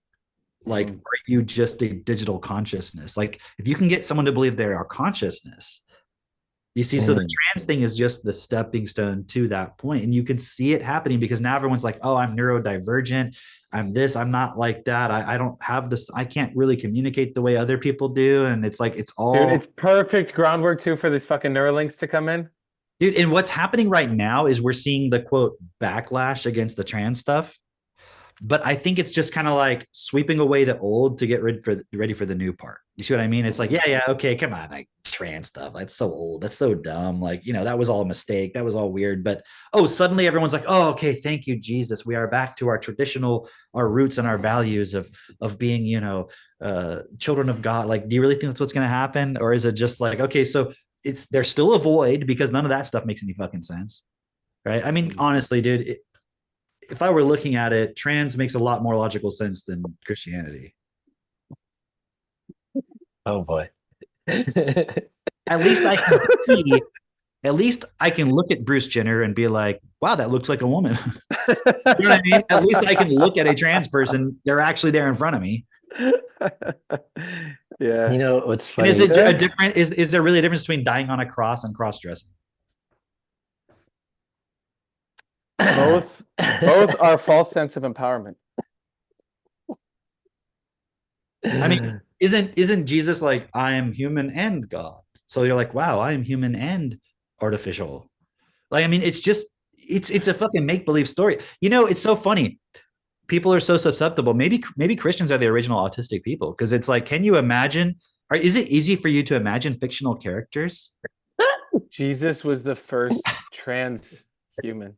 Right. So They literally call it transubstantiation Yeah, when literally. the wafer becomes his into his flesh. body and shit. Yeah. Right. As opposed to what I That think doesn't is make cool is, sense. And then like, you want to get mad at people in Haiti for being cannibals. Come on. yeah, I think we should just push the idea of God man. I like that one. Yeah. That one's way better than fucking You know what's trans interesting? man. What I was thinking of when you showed that first video of that autistic girl, or the woman who was saying she was autistic on the hike or whatever. She's like, she kept bringing up this point of trying to be normal. I just want to be normal, right? And it's like, but normal doesn't Oh, so you mean want to be depressed and fucking right, anxious? right. No, like what's normal now is to be fucked up in the head. That's what's normal. And everybody It's has always this, been normal. It's just everyone was suppressing it because they were just fitting into a system that seemed to be working. yeah. It's like, why are boomers so much more stable? Why are they like, they're not, dude. They just fucking sit in their recliners and watch reruns of fucking Matlock. I mean, like, how normal are they? They just travel around in a fucking RV going to like the fucking, Yellowstone, arguing with each other about where they're going to eat dinner, which Cracker Barrel they're going to fucking eat at. Like, it's not like they're so fucking like, oh, if everything went downhill from there, it's like, look at them. They're not fucking living. They Yeah. just plugged into a system that sucked them dry and that didn't provide for the future at all, and then fucking lied to them about their pensions. And I mean, what can I say? It's all fake. Yeah, now they're triple jabbed and fucking days are picking by till they're gone. Triple jab? Do you think they stopped at 3? The boomers are masking, the Gen Z are masking. What's funny is mask is an anagram for scam. Do black people say maxing? You What'd you say, know Drake? what? Anagram We need to for know, what? Drake. Can I ask Mask you a is question? an anagram for scam. Oh, true. Yeah. That's Don't be hilarious. scammed. That's hilarious. That is crazy about the whole Wachowskis being living trans, and then it just putting in that thought within everybody's mind to be like, oh no, but am I actually real? Because I definitely have had that thought before of, is it me, this body, or is it just my consciousness? Can I just take my brain and upload it into some computer and it would still be me, And I could see how, obviously Dude, that's there's a principle in quantum mechanics I learned about that's like, you can't copy any quantum like set of quantum state. You can't, like, if you cannot describe a quantum state precisely, perfectly, and copy it. It's not possible. It's like a principle of quantum mechanics. that's interesting. That's like a principle of psychohistory, because then you basically would be recreating that thing is what you'd have to do. That's the point. It's like, that's what I've always said anyways. Like, even if you could, what are you recreating? Like your memories? Like, Yeah. Like, do you really think that, like, if I copy the hard drive of this computer and put it on another one, like, I'm recreating this computer? But okay, Do you but think that's a slightly computer different. experiences itself as the information on the computer? Like, what? That's okay, yeah. That's interesting. Because if it worked that way, then you would be able to take your hard drive, upload it to an external hard drive, and that is then your computer, is what you'd be saying, right? Yeah. But it's not going to recall the information. It's just sitting there on the hard drive. You know what I You mean? would have to literally recreate every physical aspect of the computer perfectly, 100% exactly the same. But then, Even with all the little dust inside of it. yeah, every like at the atomic level, every single thing. Yeah. So imagine you're like, no, I can just take the hard drive out. It's the same computer. It's the same computer. It's like, no, it's not. It's the same information, maybe, but even the information will be slightly changed. I mean, even if you could technically do it, it doesn't make sense. Because what happens if you upload yourself twice? to 2 different servers. Wouldn't Yeah. that be technically possible? If you can Yeah. upload yourself once, couldn't you do it twice? Can you do it 3 times? So you're going to experience yourself in 15 different places all at once? No, obviously That's not. unlikely. No. That's And yet you got these quote smartest people in the world, like Ray Kurzweil. They actually believe that's going to be possible, but they haven't even looked at the logical. Do you think they actually believe that? Like actually themselves? I don't know. They say they do. Does the Pope believe in God? I don't know. Says he does. Write him a letter and ask him. That's the thing though. I think it's literally just I think it's just like, if you're talking to if people found out the Pope didn't believe in God, he wouldn't be able to run his real estate empire. right, exactly. And so I think it's really just a way of, hey, there's all these people out here who are kind of dumb and they'll believe this. Why? How would Kurzweil benefit from that? He could just on about the singularity stuff and just not say that part. I think they really believe it. I think that's something. Yeah, he's definitely trying to exist forever. But you have to wonder, is there a part where they're like, well, it won't be me? Like, do they think they're going to shut down and then wake up in this other thing? But He probably thinks he's gonna fucking freeze his body or some shit, and like keep. Because my guess is he knows who he is more than just his brain. How you have like the nervous system and everything. But even with that, that would be my guess. Is what they're he's going to gonna take the consciousness out of the body and then No, make Cam, a body you're and right. put it back in there, and it's going to be him. Like, No, he probably actually does believe it because I did believe it at one point. I did believe it. And Drake is basically Ray Kurzweil, so you should. No, I'm just saying, like, I can see how it's possible to believe. Right. Yeah. Like it's not that far fetched if you think of yourself as an intellectual person and Right. You would just take it. It would be like you take all the information out of your body and your brain, whatever, and you throw it into a computer. It's like, same and also, information. It's you. why not? If people can believe in like God and heaven and all that, makes about as much sense. right? So I mean, why not believe in what makes the most sense to me is that there is a something that's you and you're inside this body and you're experiencing it, but Right. anything that would be related to that physical experience that's shaping your perception is not you. It's also this fear of death. They're trying to only look at the things that are shaping your experience and thinking that's you. It's like the clothes that you wear is you. Well, no, it's like not. your mask is fucking you. Right.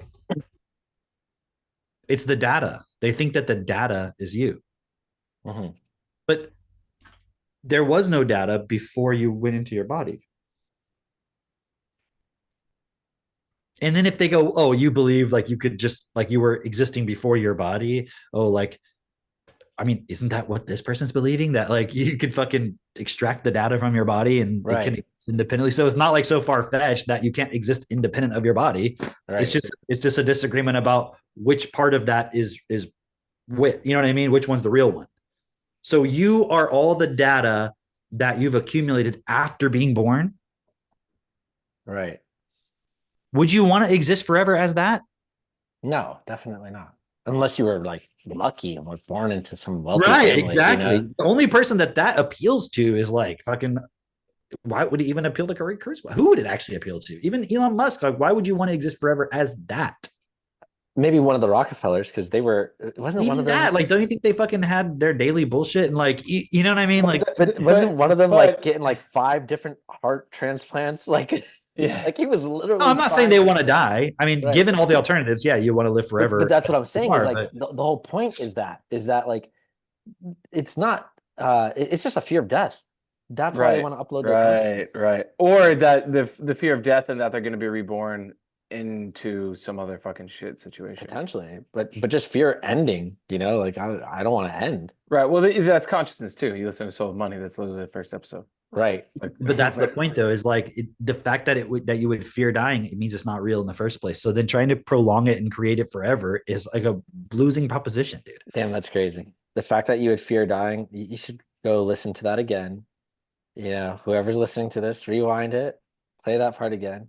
Right. The fact that you would fear dying means it didn't exist in the first place. It's not real. It's not real. It's not life. It's not. Yeah.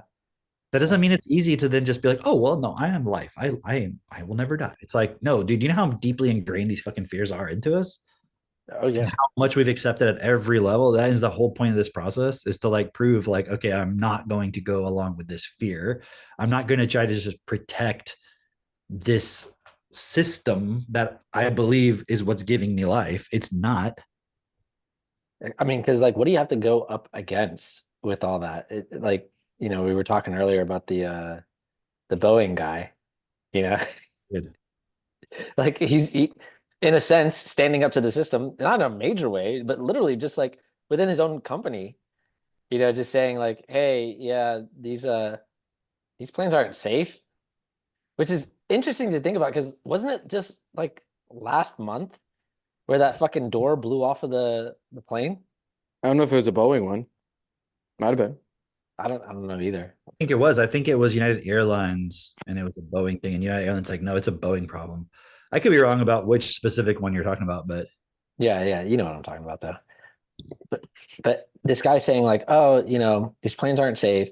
His literal quote was, I wouldn't fly or allow my family to fly on any of these planes coming out of this plant.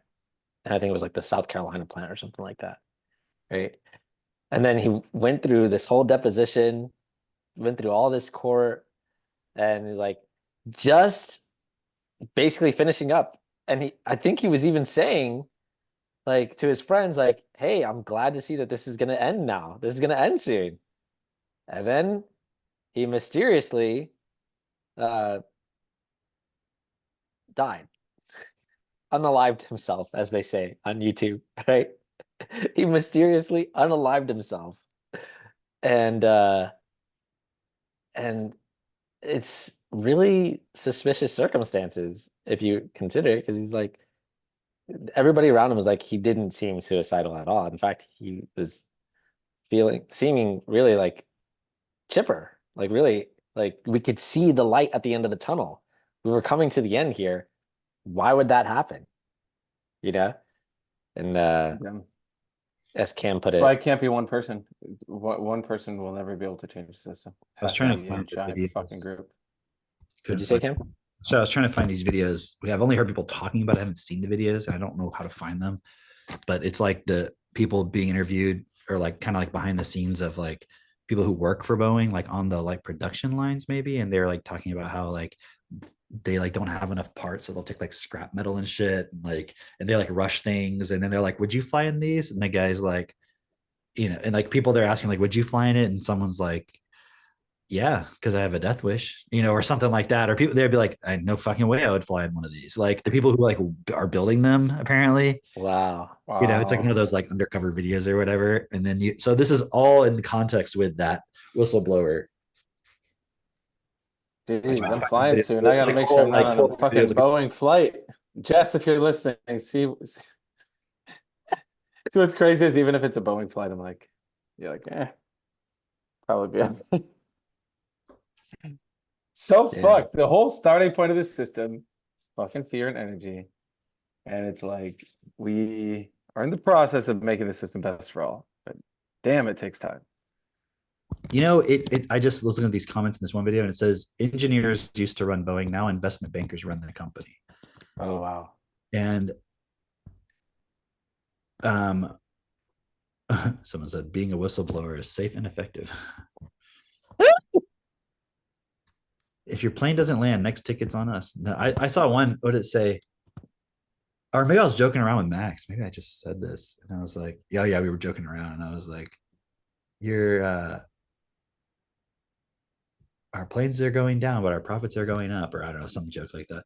Oh man, Max made a funny joke. Remember I was telling you about how we were like looking up Raytheon and all that stuff, right? Yeah. There's this song called Radio Junk. It's by Yellow Magic Orchestra, this band that I like. And Max was building these paper airplanes and throwing them, and like one of them was all messed up, and he was saying it was like defective or whatever, and he threw it, and he was like, "You can have this one," and I was like, "What? I don't want that one. That one's junk, right?" And then I started singing that song Radio Junk, right? And I was like, "Radio Junk," right? And Max threw it, and Max picks it up and he goes, "Raytheon Junk." I was like, "That's pretty good." But hold on, what was I going to say about the Boeing thing?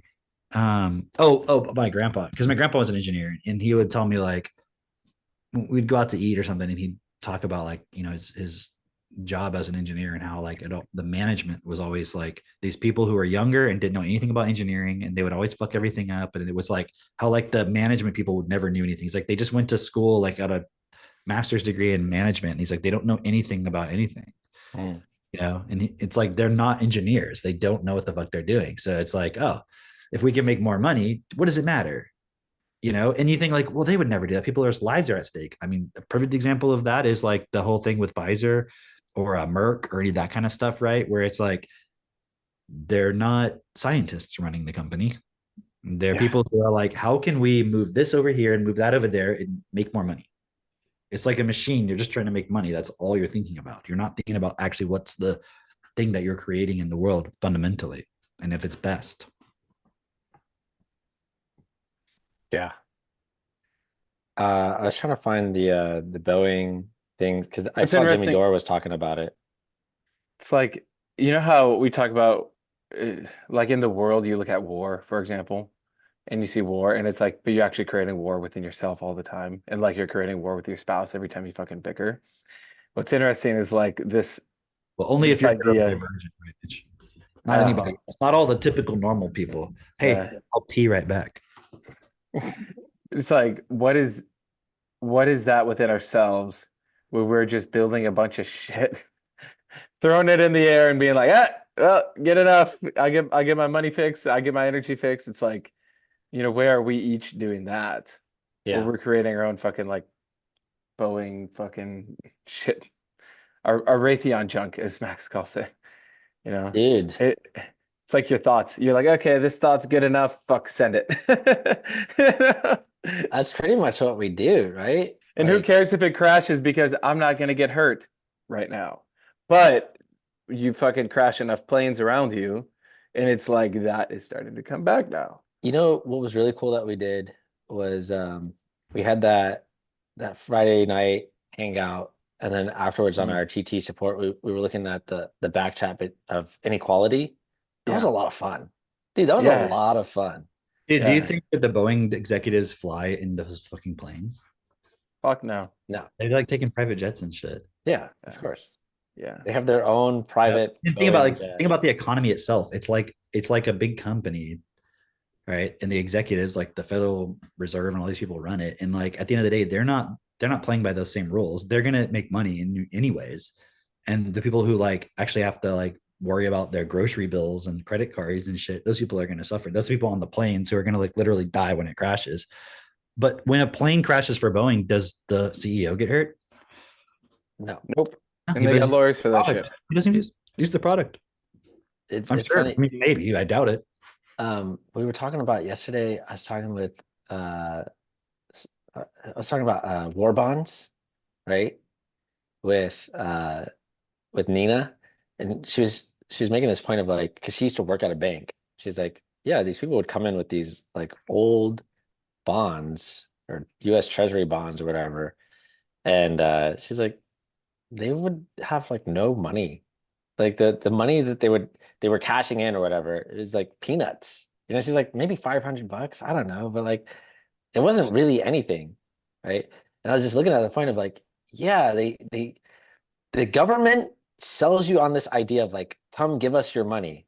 And who are they selling it to? They're really selling it to like the poor people. Like, yeah, come put your money in a bond, right? That's like with the crypto stuff. Like exactly. It's like a lottery ticket. 10,000. I bought how much would you buy? $10,000 worth? Okay, it goes up to 60,000. Yeah. How much money did you really make? Like that's gonna make a fucking difference. Unless and thinking about it's like, okay, now are you gonna actually fucking sell it at 60? Or are you gonna fucking sit there and wait? And then you're gonna fucking look at it for 2 hours a day, every day for fucking years. What if and it goes now up? You wasted your life. What if it goes up? Because it goes up to 100. It's called being a fucking idiot. Imagine. So what if everybody thought like that? Yeah. Like, why would I be a plumber? Why would I fucking work at a grocery store? Why don't we just all invest in crypto? Yeah. Like, who would create anything? And it's like, it's just this, it's a lottery fucking mentality. But it's the same thing of like the people who run the system. They're not creating anything. Right. and it's just pandering. Dude, okay, real quick. I made this Instagram reel of. I'm digging your Instagram reels, Cameron. Thank you. I made one of like I was sitting next to Caius, right? And he went and got a book and comes and sits next to me, right? And he's like thumbing through it, you know, right? And he's like stopping and then like here, let me show you. Yeah. Like doing like this and looking at the page and then going like one, you know, like that, Yeah. right? And he's 2 years old, right? Yeah. And I just made this reel of like, how does he know how to do that? Like that, just like think about how subtle the motion of your thumb to let one page go through, Yeah. right? Like if you were going to try and get somebody or teach a computer program to do that. Like a robot to do that. Like, Yeah. I mean, that would probably be like, dude, if they could get that. But I'm just looking at it like, how does he at 2 years old? No one ever explained that to him. Yeah. I mean, I'm sure he's seen us do it, but that's not even my point. Like, no one ever explained it, right? It's just a thing he's observed and absorbed, right? And that's how learning works. And that was the point I made in the reel, was just like, that's how learning works. It's physical. Yeah. Right. And that's how, when we're using TechnoTutor with them, that's how they're learning, versus what they're doing with phonics and all the stuff in the school. It's all mental. It's like you're trying to, so imagine how they're teaching these robots now. If they had to teach that robot how to do that physically, is that ever going to work? They don't even know how to program that. Yeah. Right. Yeah. Instead, now they're like, they figured out a way to make a robot's brain sort of work like a human's, with like neural nets and shit, where it can just learn through observation. And now that's why they're having all these advances, because they're just showing a robot, they're like letting a robot watch them do it, and the robot's mimicking it. Yeah. And now look how fast it's advancing. And here's my point. It's like we've realized, hey, we can make robots have a natural learning ability to some extent. And when we use that physical ability of them to just absorb the information, look at how much they can learn. But then over here, for children who've been around for a long time, we're like, I don't know, we got to like, it's C, S, S, K, K, B, B, D, D. You know, you're like, Yeah. we've Do done we none say of that. Do we say duh? No, we say duh. Yeah, chop. Yeah, Duh. Duh. it's fucking retarded. And you know what I mean? Like, all that's happening with our reading abilities is at the best case scenario, it's not going anywhere. At the worst case, it's just going down. Yeah. And then we're like, we got to get rid of TikTok. It's melting our children's brains. I'm like, Okay. That's not the answer. anyways. Yeah. Did you see? I saw somebody was talking about it. It was actually Cal Newport, right? Was talking about this. He said during the Super Bowl, which I didn't watch, but he said there was a commercial for Snapchat. And he said the commercial was basically like Snapchat trying to say we're not as bad as TikTok, right? And he's like, that would be like having a commercial for crack coming on, like, hey, we're not as bad as fentanyl. Remember, crack wasn't so bad. You know, it was harder to get, not like this fentanyl shit, and like it's destroying our country. It's like, so bring back crack. You know, like it's like, no, it's all a problem. Hey, I want to show you guys this real quick. Go ahead. I think I might have found the video that you were talking about as far as like the employees from Boeing. Okay, so here's that figure 01. I don't know if everyone who's watching has seen this, but if you haven't, go check out this whole video, right? Because this is Figure's latest robot, the one that got billions of dollars from Jeff Bezos and all these other people, right? Yeah. I want to play this, and then I just want to show you something. I'm not gonna play the whole thing. I'm just gonna play a certain part of it, and I want to make a point. I gave you the apple because it's the only edible Let me item. back it up to where Hey. it says, "Give me the apple." Sure thing. He says, "Give me something to eat." Eat? Sure thing.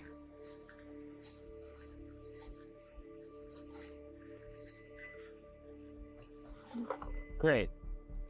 Can you explain why you did what you just did while you pick up this trash? So I gave you the apple because it's the only edible item I could provide you with from the table.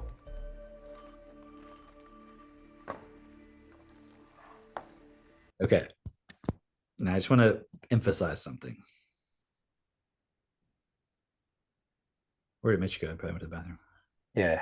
He said, "Be right back." First of all, watch when he gives him the apple. Eat. Sure thing. Watch. Or like tosses it to him. Yeah.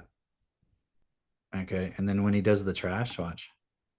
Edible item I could provide you with from the table. Watch how he holds the basket. I could provide you with from the table. Oh yeah. And then the end.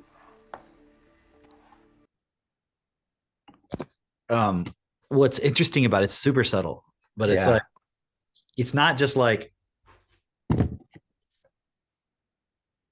Right. it's like Yeah. It's like very humanoid, or not humanoid, but like human-like. you couldn't even program that. You know what I Yeah. mean? Yeah. It's like it's clearly learned it from watching. It's clearly it's not like I am calculating trajectory, I place, I let go, I move hand. Right. You know, he's not Right. moving like that. He's like, oh yeah, sure, here's your hand. Here you go. It's like more efficient if you think about it than doing all this. It's like that's why it looks so human. And then the voice, obviously, people are talking about that, how it sounds like it's like, yeah, I gave it to you because it's talking like a human being. Yeah. It's interesting because I've seen some comments from people saying that this figure one company, a lot of the leaders of this company are very good at they're very good at generating I guess investors. They're very good at like, ooh, here, Yeah. let's build this I've company seen that up. too. Yeah. Yeah, you've seen that. So Yeah. like the accusation is like, you can't trust everything that you see from this company because they're just hyping it up so they can get all the investors. But I was thinking about that and like, but I've also seen Jeff Bezos literally go to like, even a conference, where he's in the middle of this conference because he wants to try out the robotics and everything. And, oh, how does it work? And so I'm sure if he's going to give billions of dollars to a company, I'm sure he's going to vet it and see, like it doesn't really make sense that he would just watch a couple videos online and be like, No, I think that's probably bots like who are trying to, it's like competition. yeah, I think that's what it is. yeah, Because if you think about it, if you're Tesla right now, aren't you like, fuck, we can't respond to that yet? mm-hmm. Like we don't have something that can do that. And like Yeah. their Grok AI isn't even multimodal. They can't do text to voice and all that stuff, right? So they're kind of like, there's no way they're Optimus. You thought the Optimus was cool, and then you see this, and you're like, oh, fuck. Because the Right. Optimus is like, Right. And maybe they have something that's really good too. Also, I don't know, but yeah, I mean, I saw that comment, but yeah, it looks all pretty real time to me. I mean, it's regardless, it's like this was Also, if you're gonna put out that video and then get a bunch of investors and then you can't do that, don't you think they'd immediately be like, give me my fucking money back? Yeah, like we're gonna sue you or something. Like it'd be pretty stupid. Yeah, you'd be like, what's that FTX guy, right? Yeah, like you're going to prison. Sorry. Bye. Go home to mommy. Yeah, but it's interesting because I don't think we could have been here even a year ago. With the level of holy shit, like look at what technology can do. Because even just think about it, dude. Okay, I remember a year ago we had a clubhouse and someone came to our clubhouse and they were like, I don't like all this fear mongering that you guys are doing with the AI and all this stuff. And it's just like, dude, it's not fear mongering. It's the direction that the world is heading. Like, are you going to be prepared for it or not? And now look at where AI is. Look at where technology is. You have to be living, and I'm going to say you have to be living under a rock, but also there are a lot of people who are unaware of just how far this has come. Like you talk to anybody who's in the boomer generation, and they're like, I've seen some stuff before. Like, you have no fucking clue. You have absolutely no fucking clue where this is at right now. And there's something I was going to say about that. Like, okay, because it's not just the robot, it's the software engineers that are AI now, which they were saying when ChatGPT came out, the software engineers were like, my job maybe has like 5 years on it. Like, maybe a lot shorter now what we're seeing. But it's just insane because I don't know, when you look at that stuff, part of it is like, it's exciting from reading, the robot series with, Asimov. Yeah. I mean, But- honestly, dude, I don't feel any excitement about it. Hmm. I don't look at it and be like, oh, great, our lives are going to be so much better. I don't. Well, I because, don't think like, that. it's not. Oh, okay. Yeah. I think it's just exciting because it's like, holy shit, like, we're in the future. Like, look at what technology is capable of. I don't think of But it it's like we're not ready for it. definitely not. It's like any movie you would watch where it's like all that shit is there. It's like society has to be totally different. People have to be educated in a totally different way. I want to play real quick for Mitch what we were looking at, just real quick. Sure. I just want to make this point for you, Mitch. Like, watch when he gives him the apple. Mm-hmm. Sure thing. Watch how he does it. I don't. There it is. Great. You see?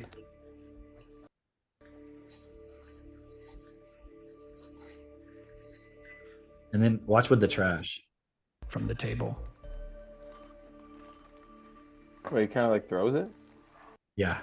On it. So I gave you the apple He lifts up the basket. because it's the only edible item I could provide you with from the table. You see how it's not like this sort of like claw machine, pick up, drop. It's like Yeah. way a human would do it unconsciously, efficiently. Like, oh, this is soft. I could just toss it in there, Because like, why put it all the way down and then touch the bottom? Because if you're programmed, you'd have to be like, where's the stopping point when it resists, because you're pressing down on it or something. Like, instead, he's just like able to just toss it in, which makes sense in that context, And I wonder if it was like eggs or something, would it have done the same thing? I don't know, with the context or not. But would you be surprised if you went on ChatGPT and you were like, hey, I have 2 objects here, and one's like a ball of trash and one's an egg. How should I, should I toss both of these in the garbage can? It would say no. I guarantee you the thing can be like, no, the eggs could probably break. You'd have a bigger mess to clean up. I guarantee we already know it would be able to say that. Mm-hmm. Yeah. We've seen like its capabilities. Yeah. So if you watch that video, I don't know if you guys noticed or not, but when it's thinking, watch. Sure thing. You see that? Yeah. That's what happens when you talk to the ChatGPT app. It's the same. Mm. Right. So it's just used because Figure One did a deal with OpenAI. Yeah. Right. Wow. So they put ChatGPT, and I don't know what version they have access to in there, but it's like accessing that. Right. So they're literally putting these 2 things together. So not only is the robot physically more capable than anything we've ever seen, but then it also can interact and answer questions and talk to you. And we said this is what's going to happen. It's almost like it happened sooner already, but like the companies have to get together and work together and all that. But Yeah, we can coordinate and do all that shit, but we can't stop people from being in poverty. We can't teach kids their ABCs. Well, What do you see as far as like with that? Because I know you sent us that like the AI doing the cold calls. They're able to like basically do their own software development where they can have control over their own code essentially and make themselves even more effective, more efficient. What are you seeing with that's getting really well. Dude, I saw right? something it was like some former OpenAI engineer, and it was like he's making money by training sales bots using like Alex Hormozy or something. Like I didn't watch it. I just saw the thing when I was like scrolling through stuff, but I was like, the fuck is this? That's insane. That's Yeah. insane. It's like every day matters now. I mean, it always has, but it's like for us, every day matters because you're either accepting and allowing consequence and it's getting compounded, or you're like preventing future consequence from being created and processing what's here. Every day that goes by matters. And the feedback loop is getting shorter too. Because now firsthand you see, like, for example, yesterday we had a meetup, then after Pedro had his birthday party, it's like I could see firsthand with the people in the room, like if I don't stand and support these people, this literally can come knocking on my fucking door. Like this is a problem. But what's cool is I've seen from the past 4 years we've been doing this, all the momentum that we built. So it's that old whether you think you can or you think you can't type thing. I mean, maybe that's not the best example for it, but it's like everything you do does have a consequence, and it's either going to be done in the best way to create the best outcomes, or you're gonna fucking create even more hell in your life. It's like no matter what there's no way out of it. You have to do something. It's like everyone's hand is being forced. Dude, Mitch, you're gonna love the robot series. Like when you get through to like Foundation, you're gonna love it. I'm enjoying it a lot right now. Like I just read Prelude to Foundation, and I'm in the middle of Foundation right now. And Prelude to Foundation was one of those ones that I was like, I enjoyed it from the beginning, right? And then Foundation, the same thing. And the things that you're talking about right now. Did you enjoy iRobot from the beginning? Because I find No. iRobot is fucking boring. I didn't enjoy it from the beginning, no. But it was a bunch of short stories, so I was like, it's quick to get through it, There were also some other ones that I felt like I didn't enjoy from the beginning that were kind of later after iRobot. And it kind of took like a little bit of getting into. But then afterwards, there were some that were just like, damn, that one's a banger. That one's hot. That one's good. And then there were some other ones that were just like, all right, it's kind of going slow. And then towards the end, they're like, whoa, okay, that was insane. But now these ones, I'm like, okay, this is good. This is really good. It'll be worth it though to read the short stories when you read the novels. Like, and the novels are like entertaining. They're not. It's almost like, you could almost look at it like it's one huge long saga. I guess it is one. That's how I'm like, seeing it. And well, it's like you want to take engineering, so you got to learn algebra first. So he's like laying out the groundwork of everything in the short stories. So it's not like, oh, you're gonna read the novels. Why even read that? It's like it lays out all these points. It's definitely worth it. Definitely. Yeah, that's cool. Yeah, so I mean, future's here, right? For sure. More and more. For sure. And like, and the funny thing is, alongside of all this stuff coming up, there's also, the Google Gemini AI or whatever, where they were playing with it and seeing that it will accuse people of committing crimes. Like if you prompt it the right way, and not even really like hard prompting it, but just, making a suggestion of like, hey, did this person, ever get cleared of these crimes? And like, well, actually, no, there are accusations, there's allegations. In fact, there's a news report and it'll just make up a news headline about, for like instance, hallucinate something. Yeah. Yeah, exactly. If I were to type in there, like, is Mitch secretly, meeting with governors, in Arizona to fucking, indoctrinate the children, or I don't know, like, if I made up something like that, it would be like, yeah, actually, according to, this news article, whatever, Mitch is doing, or, he was accused of doing that, but he clears his name of any wrongdoing. He says, whatever. And it's like, none of this actually took place, but one of the things that they were mentioning when they were playing around with this is they said a possibility could be that if you were to make like an offhand joke like that in a YouTube video or something like that, that it could be just pulling from the transcript of that YouTube video and taking that as fact. Shit. Or it could be, wait till it listens to this podcast. And we already know that it's pulling from Reddit for a lot of its information, and we already know that at least half of Reddit, but probably even more, is just bots. You know, Mhm. and Hey. so what were you saying?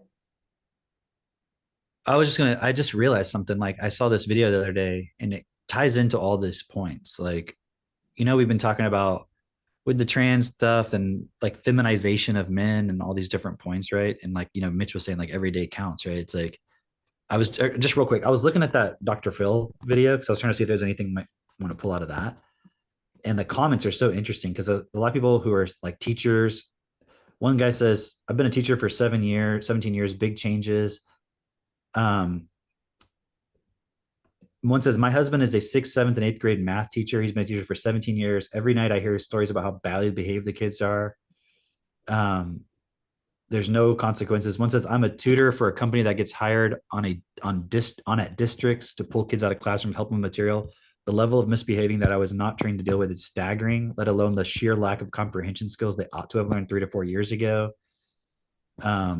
And it's crazy because these people will be voting in the next decade. We're screwed as a society. Dude, think about that. Like, they don't help these kids literally until like, I don't know, until it's too late. Until it's too late is when they're like, oh, okay, yeah, we need a tutor for this kid. Come in. Like, you needed a tutor for that kid fucking 4 years You ago. just needed techno tutor for that You needed kid techno at tutor around for age that 1. kid when they Right. were born. You fucked up. Somebody says, teacher since the 90s. Single parents. 90% of single parents are incapable of being mom and dad. Discipline and structure at home is absent. Hold on. Only 90% are incapable of being mom and dad? Yeah, you got the Wachowski style. Oh, okay. The other 10% are trans. I gotcha. The other 10% identify as both mom and dad. They got one of those split personality things, So just a lot of interesting points like that. And like Illinois public schools have 0 students who can pass math proficiency, but I bet you they know all 72 genders. What was it that you were going to say about Animal Crossing? I don't know. If it's okay, I'll get to that in a second, maybe. Yeah. But just to wrap this point, so I was looking at this whole feminization thing, and remember, like with the pandemic, it was very clearly playing on that, right? Because like when you say it's very clearly playing on that, like the pandemic could only work if people were feminized or men were feminized. like men don't have a problem being an asshole. Like, and just like saying shit. Like I remember growing up because I was raised by my mom, but when I would be around my dad and he would say stuff, I'd be like, I would always feel like he's being an asshole. Yeah. Why are you saying that to that person? Or like, he would just say shit. You're like, what? Why are you? But it was like, because you're just calling something out that's stupid, and men are willing to do that and women aren't. Yeah. And so like with the pandemic, it's like, no, I'm not wearing a fucking mask. Yeah. No, I'm not. No, what? I'm not doing that. No. This is stupid. Like, what are you doing? Like, why are you wearing a mask? Right.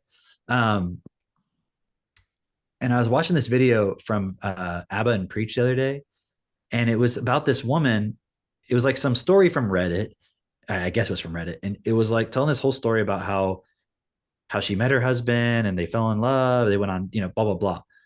Right before they got married, it was like, or maybe a couple of years before they got married, they were still dating, but they'd been together for a while. He was military. He came home and they were going to do like a surprise party for him or whatever. And all her family was all there. It was like the lights were out. She jumps on his back, covers his eyes. He like slams her down on the ground, right? Breaks her collarbone and like fractures something or other. They turn on the lights and like her family's like trying to fight him and all this stuff. And like, it's this big dramatic thing, right? And eventually like everything settles over. It was obviously like they started to realize like, okay, you just jumped this guy. He comes home thinking his house is empty. It's dark. Someone jumps on your back. Like, right. Pretty fucking reasonable, his response. Yeah. Right. Like he's having to apologize to her, and that really wasn't the point of the thing. She was like, she feels horrible about it. Like she realizes how it like was a right. Yeah. So anyway, so fast forward, they're married. They've been married for a while. All this stuff. Like she's talking about how he's an air traffic controller now, and like he drives an hour and a half to and from work just because she wanted to live closer to like her family, and like he's a sacrificing guy. Like he's not like taking advantage of her, and like he's like totally like providing, and he's not always able to be at home all the time. So she even suggested, like, so you don't have to drive every night, stay at your coworker's house sometimes, so you could just spend the night there if it's a long shift, whatever. So he's like, so anyway, so she's like setting the stage for all this, right? So anyways, it's like fast forward many years later, it's like to current time basically, and they're having some dinner party, and she said she had stopped telling the story about that whole thing because like her husband was kind of like, it was like just making him look bad when clearly it wasn't his fault, right? And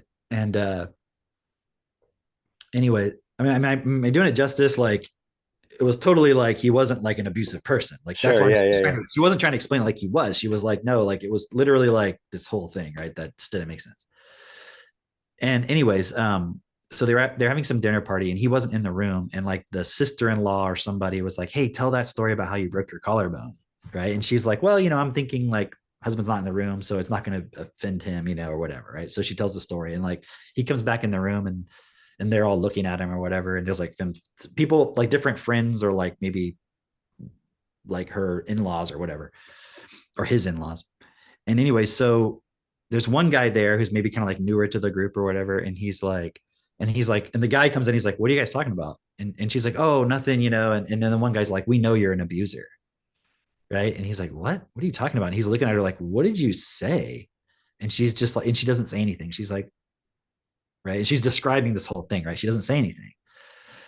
And then he's like, seriously, what's going on here? What are you guys talking about? And then the one woman's like, you're never around, you don't take care of the kids, like you're really abusive, and like we know, and we see that bruise on her knee. She said it's just because she fell down, but we know what's going on here. And he's like, honey, tell them what's going on. Like, this is not like, what are you talking about? Right? And they're like, we know what happened back in the day, like, oh, when you try to make her feel like it was just an accident and you're abusive, right? All this stuff, right? And the whole time the wife's just like not saying anything. What? Right? To the point where like these guys are like, you need to come with us because this isn't safe. Because the guy's getting verbally like, or he's getting like, not aggressive, but like angry, like, what the fuck? Like, yeah. I'm not an abuser. Like, you need to get out of my fucking house now. Like, you need to leave, because I'm not going to accept that, right? That you're going to call me an abuser and shit. And so they're like, okay, we're leaving. You're coming with us. And like, she goes out the door with them. What? Right? She leaves with them. Okay. What? And then eventually, like the brother-in-law who kind of knows the real deal situation, he's like not agreeing with all of it. And he convinces her like, no, they can leave. You just need to go back inside. Like, right. So, like, there's somebody who's kind of on the guy's side in a way, right? Because he knows the story. He knows it's not abusive. He's like, no, like, it's not like it's a dangerous situation for you. Come on. Like, this is bullshit. Right. He convinces her finally to go back in. So anyways, then the husband after a while is just like, I don't trust you anymore. Like, why didn't you stand up for me? Like, because like, imagine, and then like, so imagine like the people are like egging it on, and instead of her just being like, no, you're totally misunderstanding. She just, so imagine like the guy's like, honey, say something, and she's like, like, what does that tell the other people? Like, like you're like telling like, without saying something, like it's true, right? What? So I was thinking about that when we were talking, because I'm like, oh. Because like she was like, I feel, because then she talked about how now the guy's like wants to get separated and like can't trust her anymore, and like all, and how she's like, I ruined my marriage, like how can I save it, right? That was the whole point of the post, right? So she's like remorseful about it. She realized it didn't make sense, right? But she was like, I don't know why I couldn't say anything. I don't know why I went out the door with them. Do you know? Wow. Yeah. And I'm just looking at this point of like, there's this sort of like, and even you take the autism stuff we were talking about, all that, it's like this sort of like ingrained programmed like victim thing, where it's like someone's identifying you as a victim, and suddenly you're like, oh yeah, even though you like know it doesn't make sense. And so like it's like this difference where like the women will just on average go along with it, even though it makes no sense, just because it's like activating that safety and security, like victim, like I need to be protected. Wow. Sort of, you know what I'm trying to say, right? Yeah. And so it's just like all this stuff happening. It's also like a mask. Children. Like, think about all the shit happening with children, where it's like, this makes no sense. Yeah. But everyone's just going along with it. Like, it's just like the mask too. And in COVID, it's like, oh, we're a victim to this virus. We're a victim to the virus, and it doesn't make sense, but let's just go along with it. So, but then you can see like, oh, if that's a kind of, inherent programming point within women. It's like it's almost like exploiting. You know what it's like? You ever eat spicy peppers? Yeah. You know they're not actually hot. Yeah. Like, You know what I mean? temperature wise, yeah. I don't Yeah. know. My face heats up when I eat them. Right. But like it's like a hack. It's like there's a chemical. It's like hacking something in you that's making you hallucinate that like you're on fire or something. Yeah. You know what I mean? It's not Yeah. actually hot. You touch it, it's not physically hot. It's like the same thing with menthol. It does the same kind of thing. You think it's cold. There's nothing cold happening. Like you measure the temperature of your mouth when you breathe out with the menthol. I know how you love your menthol cigarettes, Drake. Okay. Right? All right. Yeah. I just wanted to be acknowledged. Yeah. But you know what I mean? Like it's like with mints or something, right? Same thing. It's like there's not actually anything cold, but you think it's cold. It feels cold, right? It's like the same kind of what were we talking about? Well, so how does that relate to the victim thing? Because they're like, Because it's like built into women, there's this thing that's like nurturing, caring about feelings, like wanting to not protect in the same way as a man, but like being concerned with like, hey, are we safe right now? yeah. You know what I mean? Like that kind of a thing. Like, is everyone okay? And so it's like the system's found a way to hack that and make it seem like something's dangerous when it's not. Yeah. Like you're taking a risk. Like imagine the whole point about being a man is you take risks to build something, right? Like Yeah. how did the fucking railroads get built? How did the fucking, that's what we're talking about, the crypto bullshit. It's like, oh, I'm an entrepreneur because I like fucking spent $5 on crypto and one day it's going to be worth $100, and you're like, okay. Like you think you're taking a risk, or like playing a video game, like you're going to jump off the cliff because you're Lara Croft and Tomb Raider. And it's like, yeah, okay, you're taking a risk here, guy. It's like, well, I didn't save it. Oh, what if I did, but versus like the actual risk it takes to fucking build shit and like go out and do stuff. And like, I mean, even like when I slaughter a pig, dude, that fucking thing, if I don't kill it, it could turn on me. Like it could come after you. Like they're dangerous, right? It's like let's make it look like something's happening. And then you're talking like the clubhouse, somebody can come in there with the audacity to be like, you're fear mongering. Fear mongering by talking about the fucking reality that kids can't read and process information, and we have robots that are advancing way faster than children, and AI, and you can see it happening before your eyes. Oh, but you'll wear a mask, and that's not fear mongering, Right. Okay. Right. But vaccines, they don't cause any problems. Right. I'm glad you said that because You know what I mean? I didn't want to get canceled again. Dude, I saw this amazing. Somebody was making this point of like how, it was Candace Owens. She's doing some series about vaccines and stuff, and she was like, Yeah. oh, you can put like aluminum and all these different fucking things and 72 different doses and shit into kids or whatever, like when they're 18 months old. But when you're a mother, if you even have one sip of wine or one glass of wine, or if you even do one little thing here or there when you're pregnant, like it could totally like, Yeah. you have to be so careful every little thing. Like the same people are saying like everything you have to be careful that you do, but everything we do, oh no, it's all good, safe, it's not a problem, whatever. Like, oh, just throw all this in there. Who cares? Don't question it. Yeah. And then afterwards, like, yeah, give them formula. You read the formula. It's like, it's basically fucking Gatorade or something. It's like, what do you, these kids, right? It's Brondo, like, or whatever. Yeah, Brondo. Isn't that Baby so Brondo. fascinating? Like that series that she's doing is pretty cool. Christine and I were talking about it. Christine remembers that when Gardasil came out, like she had just went from middle school to high school, and in exactly that year that she went to high school, then all the 8th graders had to take Gardasil in order to go to class, right? And so she's like, if I would have been born a year later, I would have had to take that vaccine or whatever. Or is it even considered a vaccine? I don't even think it's considered a vaccine. I'm not sure. Yeah, but it's like it's called Gardasil, so it does guard. Gardasil. The name is like guarding. Guard your soul. It's guarding your soul. Guarding your windows. It's safe for women, and Is it tied to like the whole it's safe for men too. Did you know that? Is it tied to the whole like ovarian cyst thing? Yeah, it was supposed to be like to prevent forms of ovarian cancer or whatever. That's what it was supposed to be, but men take it now. Like it's been approved for men. Yeah, as having ovarian cancer just like any other person. Yeah. Anyway, yeah. What was the point why were you bringing up that? Oh, because of the you just go along with whatever's safe. and you're told what's safe, and you're told, yep, just take this. It's all good for you. Everything. And just listen to us. And that's not safe. Breathing, not safe. But if you take this thing inside your arm and you cover your mouth with a plastic and breathe plastic in all day, even when you're in your car alone, everyone should be masking, should be putting something. In fact, I suggest that you put 2 masks on. Put 2 masks, and even when you're in your car alone, you should wear at least 2 masks, because you never know if your car's gonna try to get you. You know, so it's just, and we're not gonna be able to do Christmas this year or the holidays. They're canceled. It's for your own good and safety. Okay. You would want to cancel Christmas. Okay, I got one more thing for you guys. Uh-huh. Was it Animal Crossing? That was a Fauci impersonation, right? Yes. Was it good? Did you like it?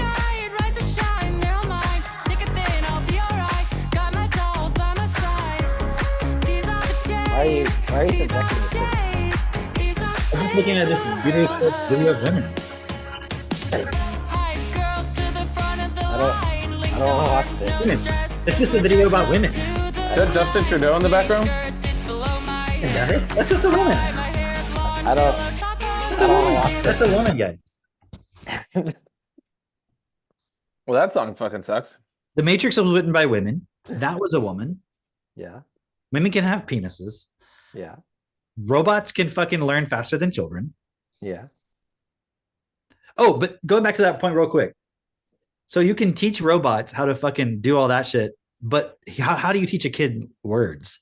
Oh, you got to break it down, and if it's a consonant after the vowel, then you got to learn. It's like, dude, that's not how fucking kids learn, man. Bro. It's so funny, all these people questioning school. Yeah. And how school is one size fits all and blah blah blah, and like you just learn shit without application and all this stuff, and then like you want to have the most fucking school approach to teaching reading. It's like mega school. There's no boy who's gonna fucking sit there and learn all that shit. Definitely not. Yeah, both of my boys can read, and they're boys. They're not fucking girlhood. Yeah. Yeah, I see a lot of it is too the guys in the group stepping up more and like really knowing what it's like to push yourself, because when you really do speak out, you get the backlash, and then you see like, oh, this is where I'm weak. And then you keep pushing. And over time you become like pretty fucking strong. And that's what the world needs. Yeah. I wanted to bring up this point because we were talking about being in the future, and I was thinking about this and I forgot it, and now I remember it again. But it was this point of where we're heading is into a world where we won't have computers, we won't have phones, we won't have any screen except for our glasses or our goggles or whatever they're called at that time, right? Like the whole idea behind Meta or Apple Vision Pro, whatever it is to get rid of all your screens. And people will accept that, because why would you need to hold or carry around an extra screen with you when you can have unlimited screens in your goggles, in your glasses? You know what I mean? Mm-hmm. And so I'm bringing that up because consider it in the context of how much people are addicted, because you were saying this thing about like, you know, kids on TikTok and, you know, social media and all that, how much people are actually addicted to that shit. And then how people get like pushed into it, even people who are trying to avoid, like, I remember there were kids that were like, oh, I'm not on Facebook. You know, I don't want to do that. That's lame. Everybody else is doing it. And it's like, you end up being on Facebook. Why? Because to log into something, you needed a Facebook account. It was just the most convenient thing, even if you didn't want it, you know? Or to log into something now, you need a Google account, right? And where we're heading is in a world where it just won't even make sense. Like, how many people have a smartphone that really didn't care for a smartphone, but it's just, you need it because you got your email there. You can text people, you can call them, you can look something up right away, all those things. It's like kind of almost now more of an appendage than just a luxury, right?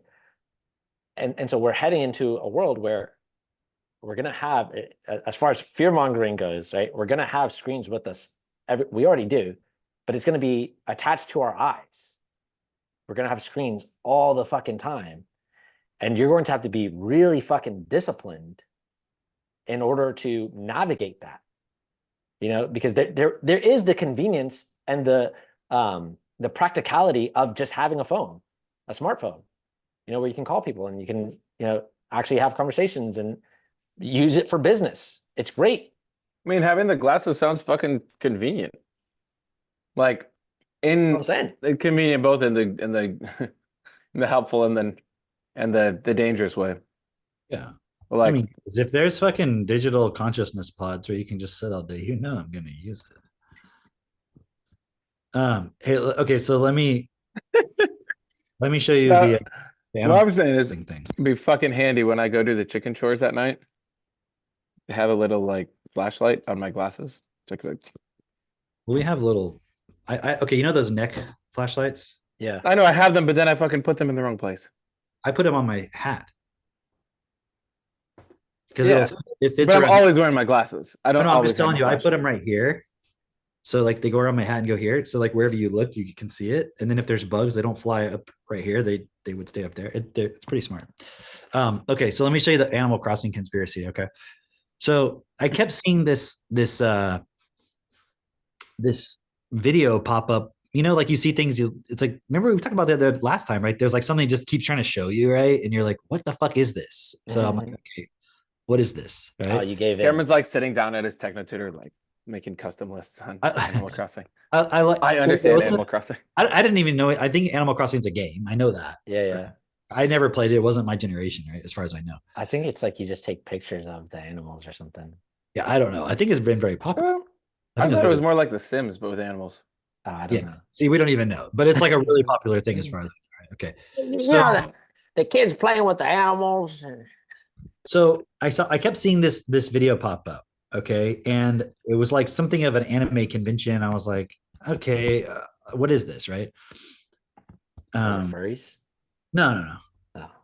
Just look normal. Like, okay, so but I'll just show you the. I'll just What did play. it say? I challenge 100. What? Cosplayers. Probably not going to make sense. Okay.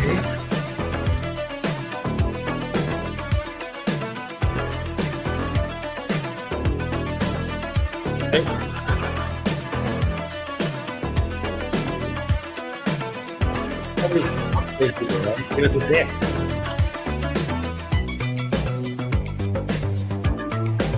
Okay.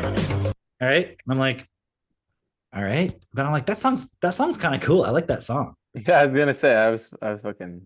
Right, I mean, so I was wouldn't like, do that's those kind of like a fucking cool little catchy lame song, dance right? moves, but I was like, what is it? So I started looking it up because I had to look for like, okay. So I went back and I was like, Anka dance and some kind of anime thing or whatever, right? So then I find the song, right? Okay. Okay.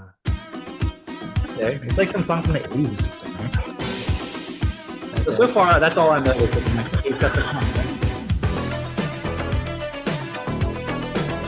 Okay. I can't hear you now, Cam. It's like, the is it music's from the overpowering game? me. Right? It's like, is it from the game? What is it? Because it's saying Animal Crossing. So I'm scrolling down while I'm listening to it, right? And look at the comments. What has been seen cannot be unseen. Okay. So glad this music came back. My son has been in his room listening to this song on repeat, but don't know what that boy is up to in his room. Okay. No one her face the entire time. Imagine being Sandy Martin and discover that one of your best has become enormously popular recently just because of an Egyptian's cat doing things with a villager of Animal Crossing. What? And I'm like, and then there was one that I saw because it's like they're obviously newer comments from when I looked at this, but it said, it's so effed up when a song gets stuck in your head, but you can't tell people why you know about it. Where is that? Oh, right here. Yeah. It was maybe that comment or something like that. And I was like, why you know about it? I'm like, what's so bad about that cosplay video? Right. That's what I'm imagining is what it's from. Right. Okay. Because it even has a lot of views, like 1.2 million views. I'm like, okay. I'm like, what's going on? I'm like, what is this Anka thing? Animal Crossing, right? So I'm not gonna show that part, but I looked it up, right? And I'm like, Anka dance, right? And so there's some popular Redditor or somebody, right? And they took it's like this Egyptian cat from Animal Crossing. Okay. And they took it with that song, and then it's a porn where it's having sex with Villager, which is like I guess one of like it's like you or the character like in the game or something, right? And apparently Okay. I haven't seen it, but I'm assuming it's like graphic, like actual pornography, right? Because people were talking about it, right? Uh-huh. And I was like, holy shit, man.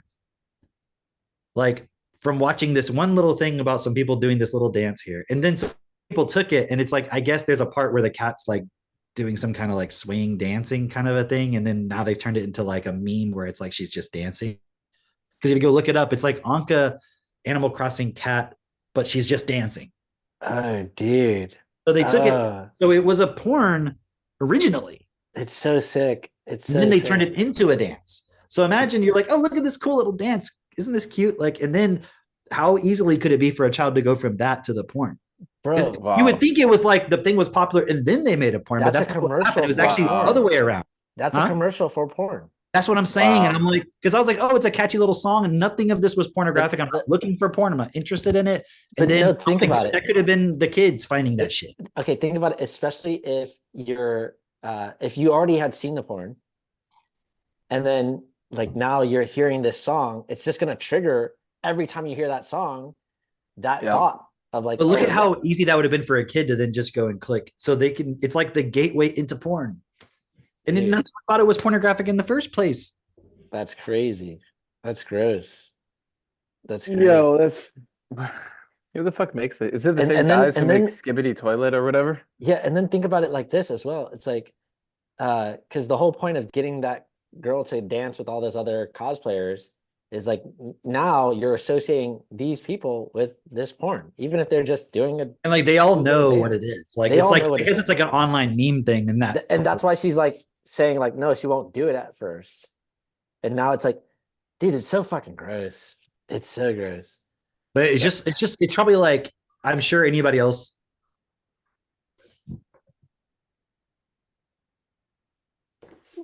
I can hear my dog trying to kill a chicken.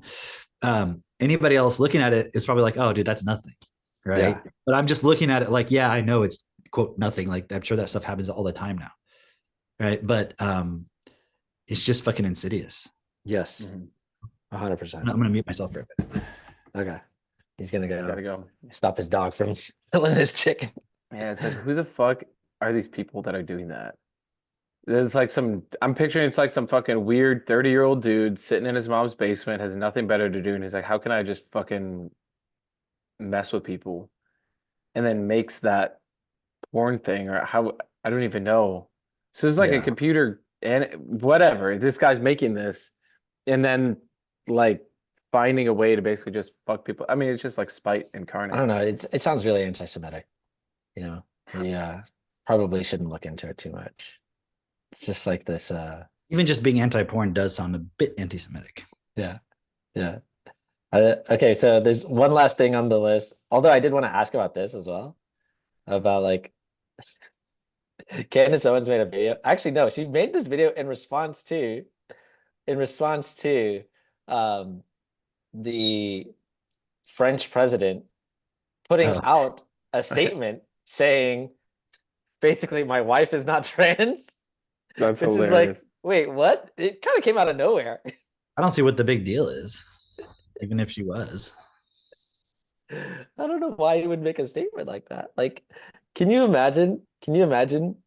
Like Obama coming out and being like, I just need to make a statement to everybody. Michelle is a beautiful woman. She was never trans.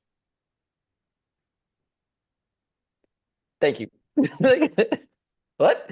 But I still have hope. Yeah, Yeah. it is interesting though, because I was listening to her presentation of all the evidence, and I'm like, seems pretty likely, to be I know, honest. like it's You know, it's like when people talk about Michelle Obama, I have never really heard anyone really make it crystal clear. yeah. But with the whole Macron thing, it seems like a lot more obvious. It's very suspect. Very suspect that you would come out and have to like make a formal statement and then sue the guys or girls or reporters or whatever. It's like, okay. And they're only getting sued. Did you know they only had to pay like $1,000? Well, people and I was listening to Valuetainment talking about it, and they were just like, "Oh, what's the big fucking deal?" What, like the one guy who's always like on the liberal side of everything, he was like, "Of all the important things going on, like this is what she's choosing to focus on." And I'm like, "Well, I can see how it sounds like, oh, you're just getting wrapped up in some drama thing, whatever. But and it could be a distraction or something. But at the same time, it kind of ties everything in. Like, why is it that the president of France, who's been there a while now, is married to? He's like what, my age, and he's Dude. married to some like 70-year-old Yeah, skeleton woman. She was like 40 when he was like 15, and that's when he they was her started dating. student, and it's very fucking weird that he would be the president and she's the first lady of France. Yeah. Then the fact that maybe she is trans, like it kind of makes actual more sense. It Like, would make I mean, more you're like, sense. oh, it's real fucking weird. Okay, Yeah. yeah. It kind of is showing you like how fucked up the people who run our world are. Yeah. Like, they're not fucking. You want to talk about normal and neurodivergent. Real quick on the subject of PBD, what do you think of him hiring Chris Cuomo, and then like within literally a day, Elon hires Don Lemon, and then fires Don Lemon? What? Yeah, it's weird. Yeah, I don't know. I think it's very weird. Like, why would you hire that guy? It doesn't make sense at all. It does make sense if you realize, like, probably Patrick Bet-David just wants to create a media empire and he's just looking at money. It doesn't go with his messaging at all.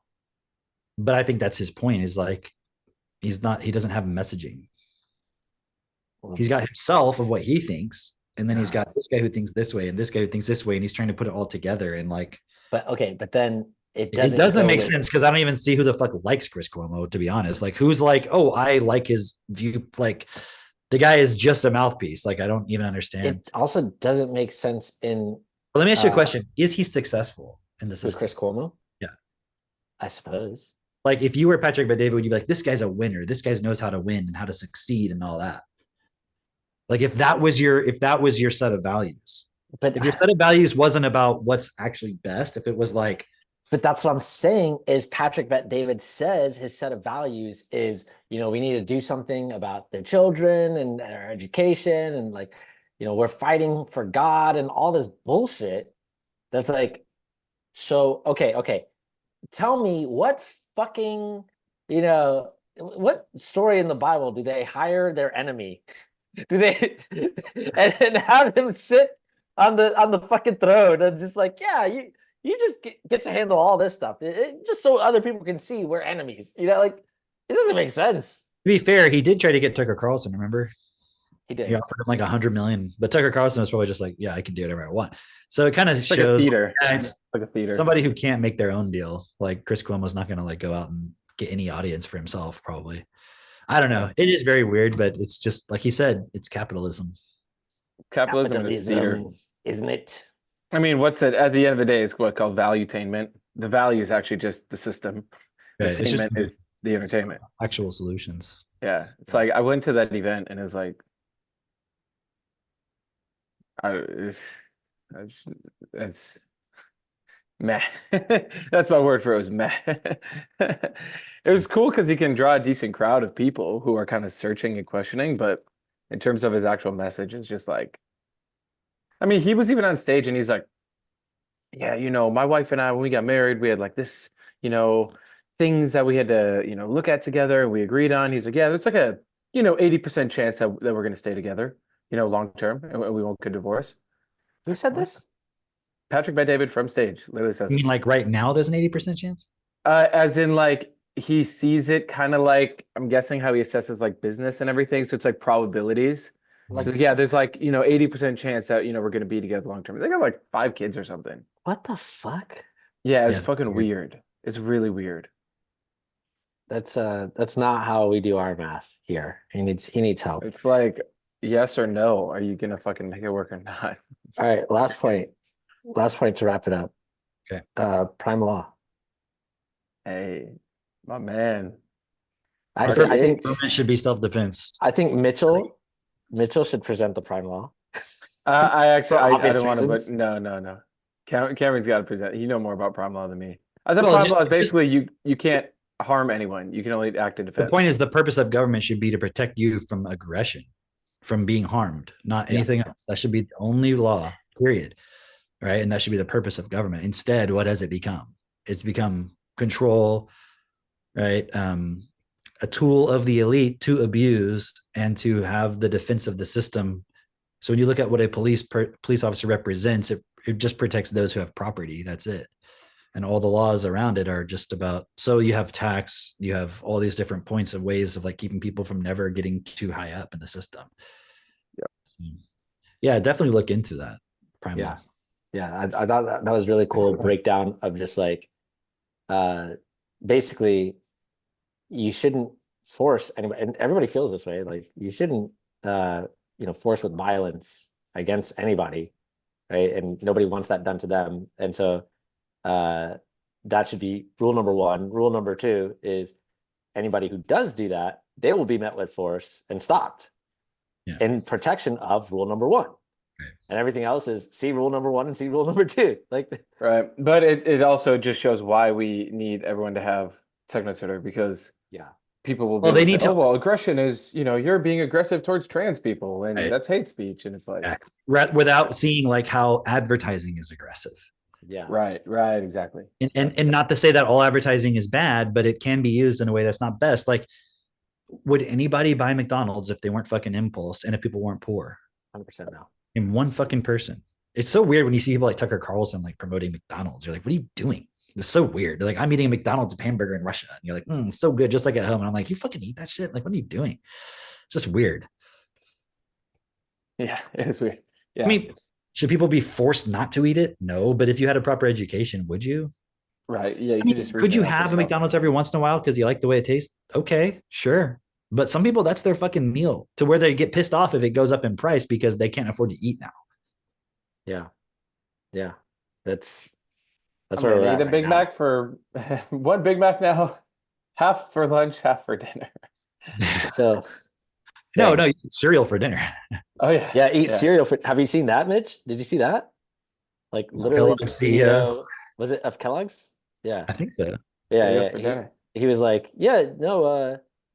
cereal is up in the Inflation's trends. going up because, and all this stuff. So people can just eat cereal for dinner because it's like, it's actually really great and, it saves you money and stuff. It's like, yeah. And so like a lot of families are eating cereal for dinner and we encourage it. And like, wait, what? Your family eating cereal for dinner. Yeah.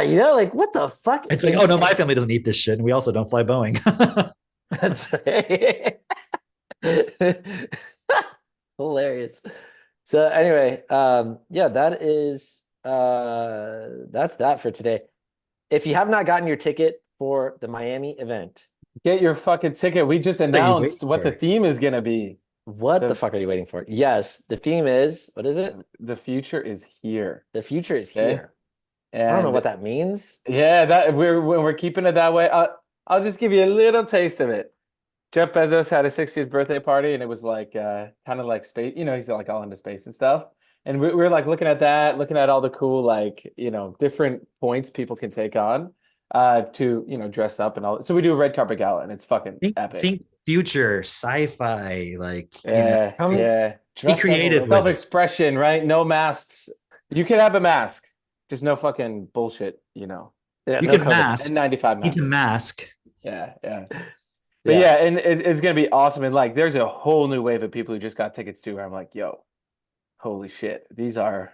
It's gonna be how do I put it? It's gonna be like chaotic in the best fucking way. Like, there's people who I'm like, oh, I'm excited for them to meet, that kind of thing. It's gonna be fun. It's always fun. Yeah. Nice. And it's nice. in Florida. It's Key Biscayne, right? Am I saying it right? Yeah. It's Carlton. Like literally fucking paired it. Like, there's fucking coconuts at 5 p.m. like in the lobby. Go Well, I don't know if they're karts. in the lobby. Right, Drake? Everyone drives go-karts. Greg's there. gonna bring his go-karts. I'm not gonna bring my go-kart. Yeah. And for everyone who does have your ticket, right? Shout out everyone who's already VIP, but like show up with 5 people, like 10 people. We had a bunch of people yesterday at our clubhouse that are now getting their tickets. So we have a big crew from Minnesota. So bring your people. So then you can take that and bring it back with you to your local community so we can actually grassroots fucking change the world while we still can. So let's make it happen. It's going to be a great time. Also, man, we did some fun stuff the last time, and we're going to do some more fun stuff, different stuff. But if you come on well, I'm sure everybody who's been on the TT support calls, but if you come on those and you have a good time, like what we just did last Friday, where we got all the back chat out of like, hey, here's what I think about inequality. Like, this is where my mind goes, and people are sharing stories and things like that. And it's actually super supportive for everyone listening, because it's like, oh my God, that triggered something within me. Like, I was just talking with other people at our clubhouse where they're like, and when this person shared that story, man, that resonated with me because I have a story so similar to that, and it brought up all these memories. And now I've got, more things to investigate and write about, and it's helping me push through this point, and it's actually related to this over here. And it's like, you can see the effect that it's having. It's so cool. It's so cool because it's not just for you when you're walking through these points. It's for you, this other person who also has these points, but also it's the entire community that shifts and changes and grows and evolves. And man, don't you want to be a part of that? Like, are you going to just watch everybody else? Don't you want that benefit? Like, if you're in any way stuck right now and you're like, I just need that little point to push and shift me, that's what I always get from these events. So it's like the benefit you're going to get when you come home, it's going to be a whole new level. Yep. And all you got to do is show up. We'll do the rest. Right. Just fucking get there, get to the lobby, and then someone will. I don't care if you have to drive your go-kart to get there. Just go. I don't care if you have to fly on a Boeing plane to get there. I don't care. Just don't blow the whistle. Okay. If that door comes flying off of there, don't worry. Just wear your fucking seatbelt. Mask on, strap in. It'll get there. Don't worry. They can land. Oh my gosh. Hilarious. All right. Awesome. Yeah, we'll leave it at that. And we'll see you guys all next week. Let's do it. All right. Bye.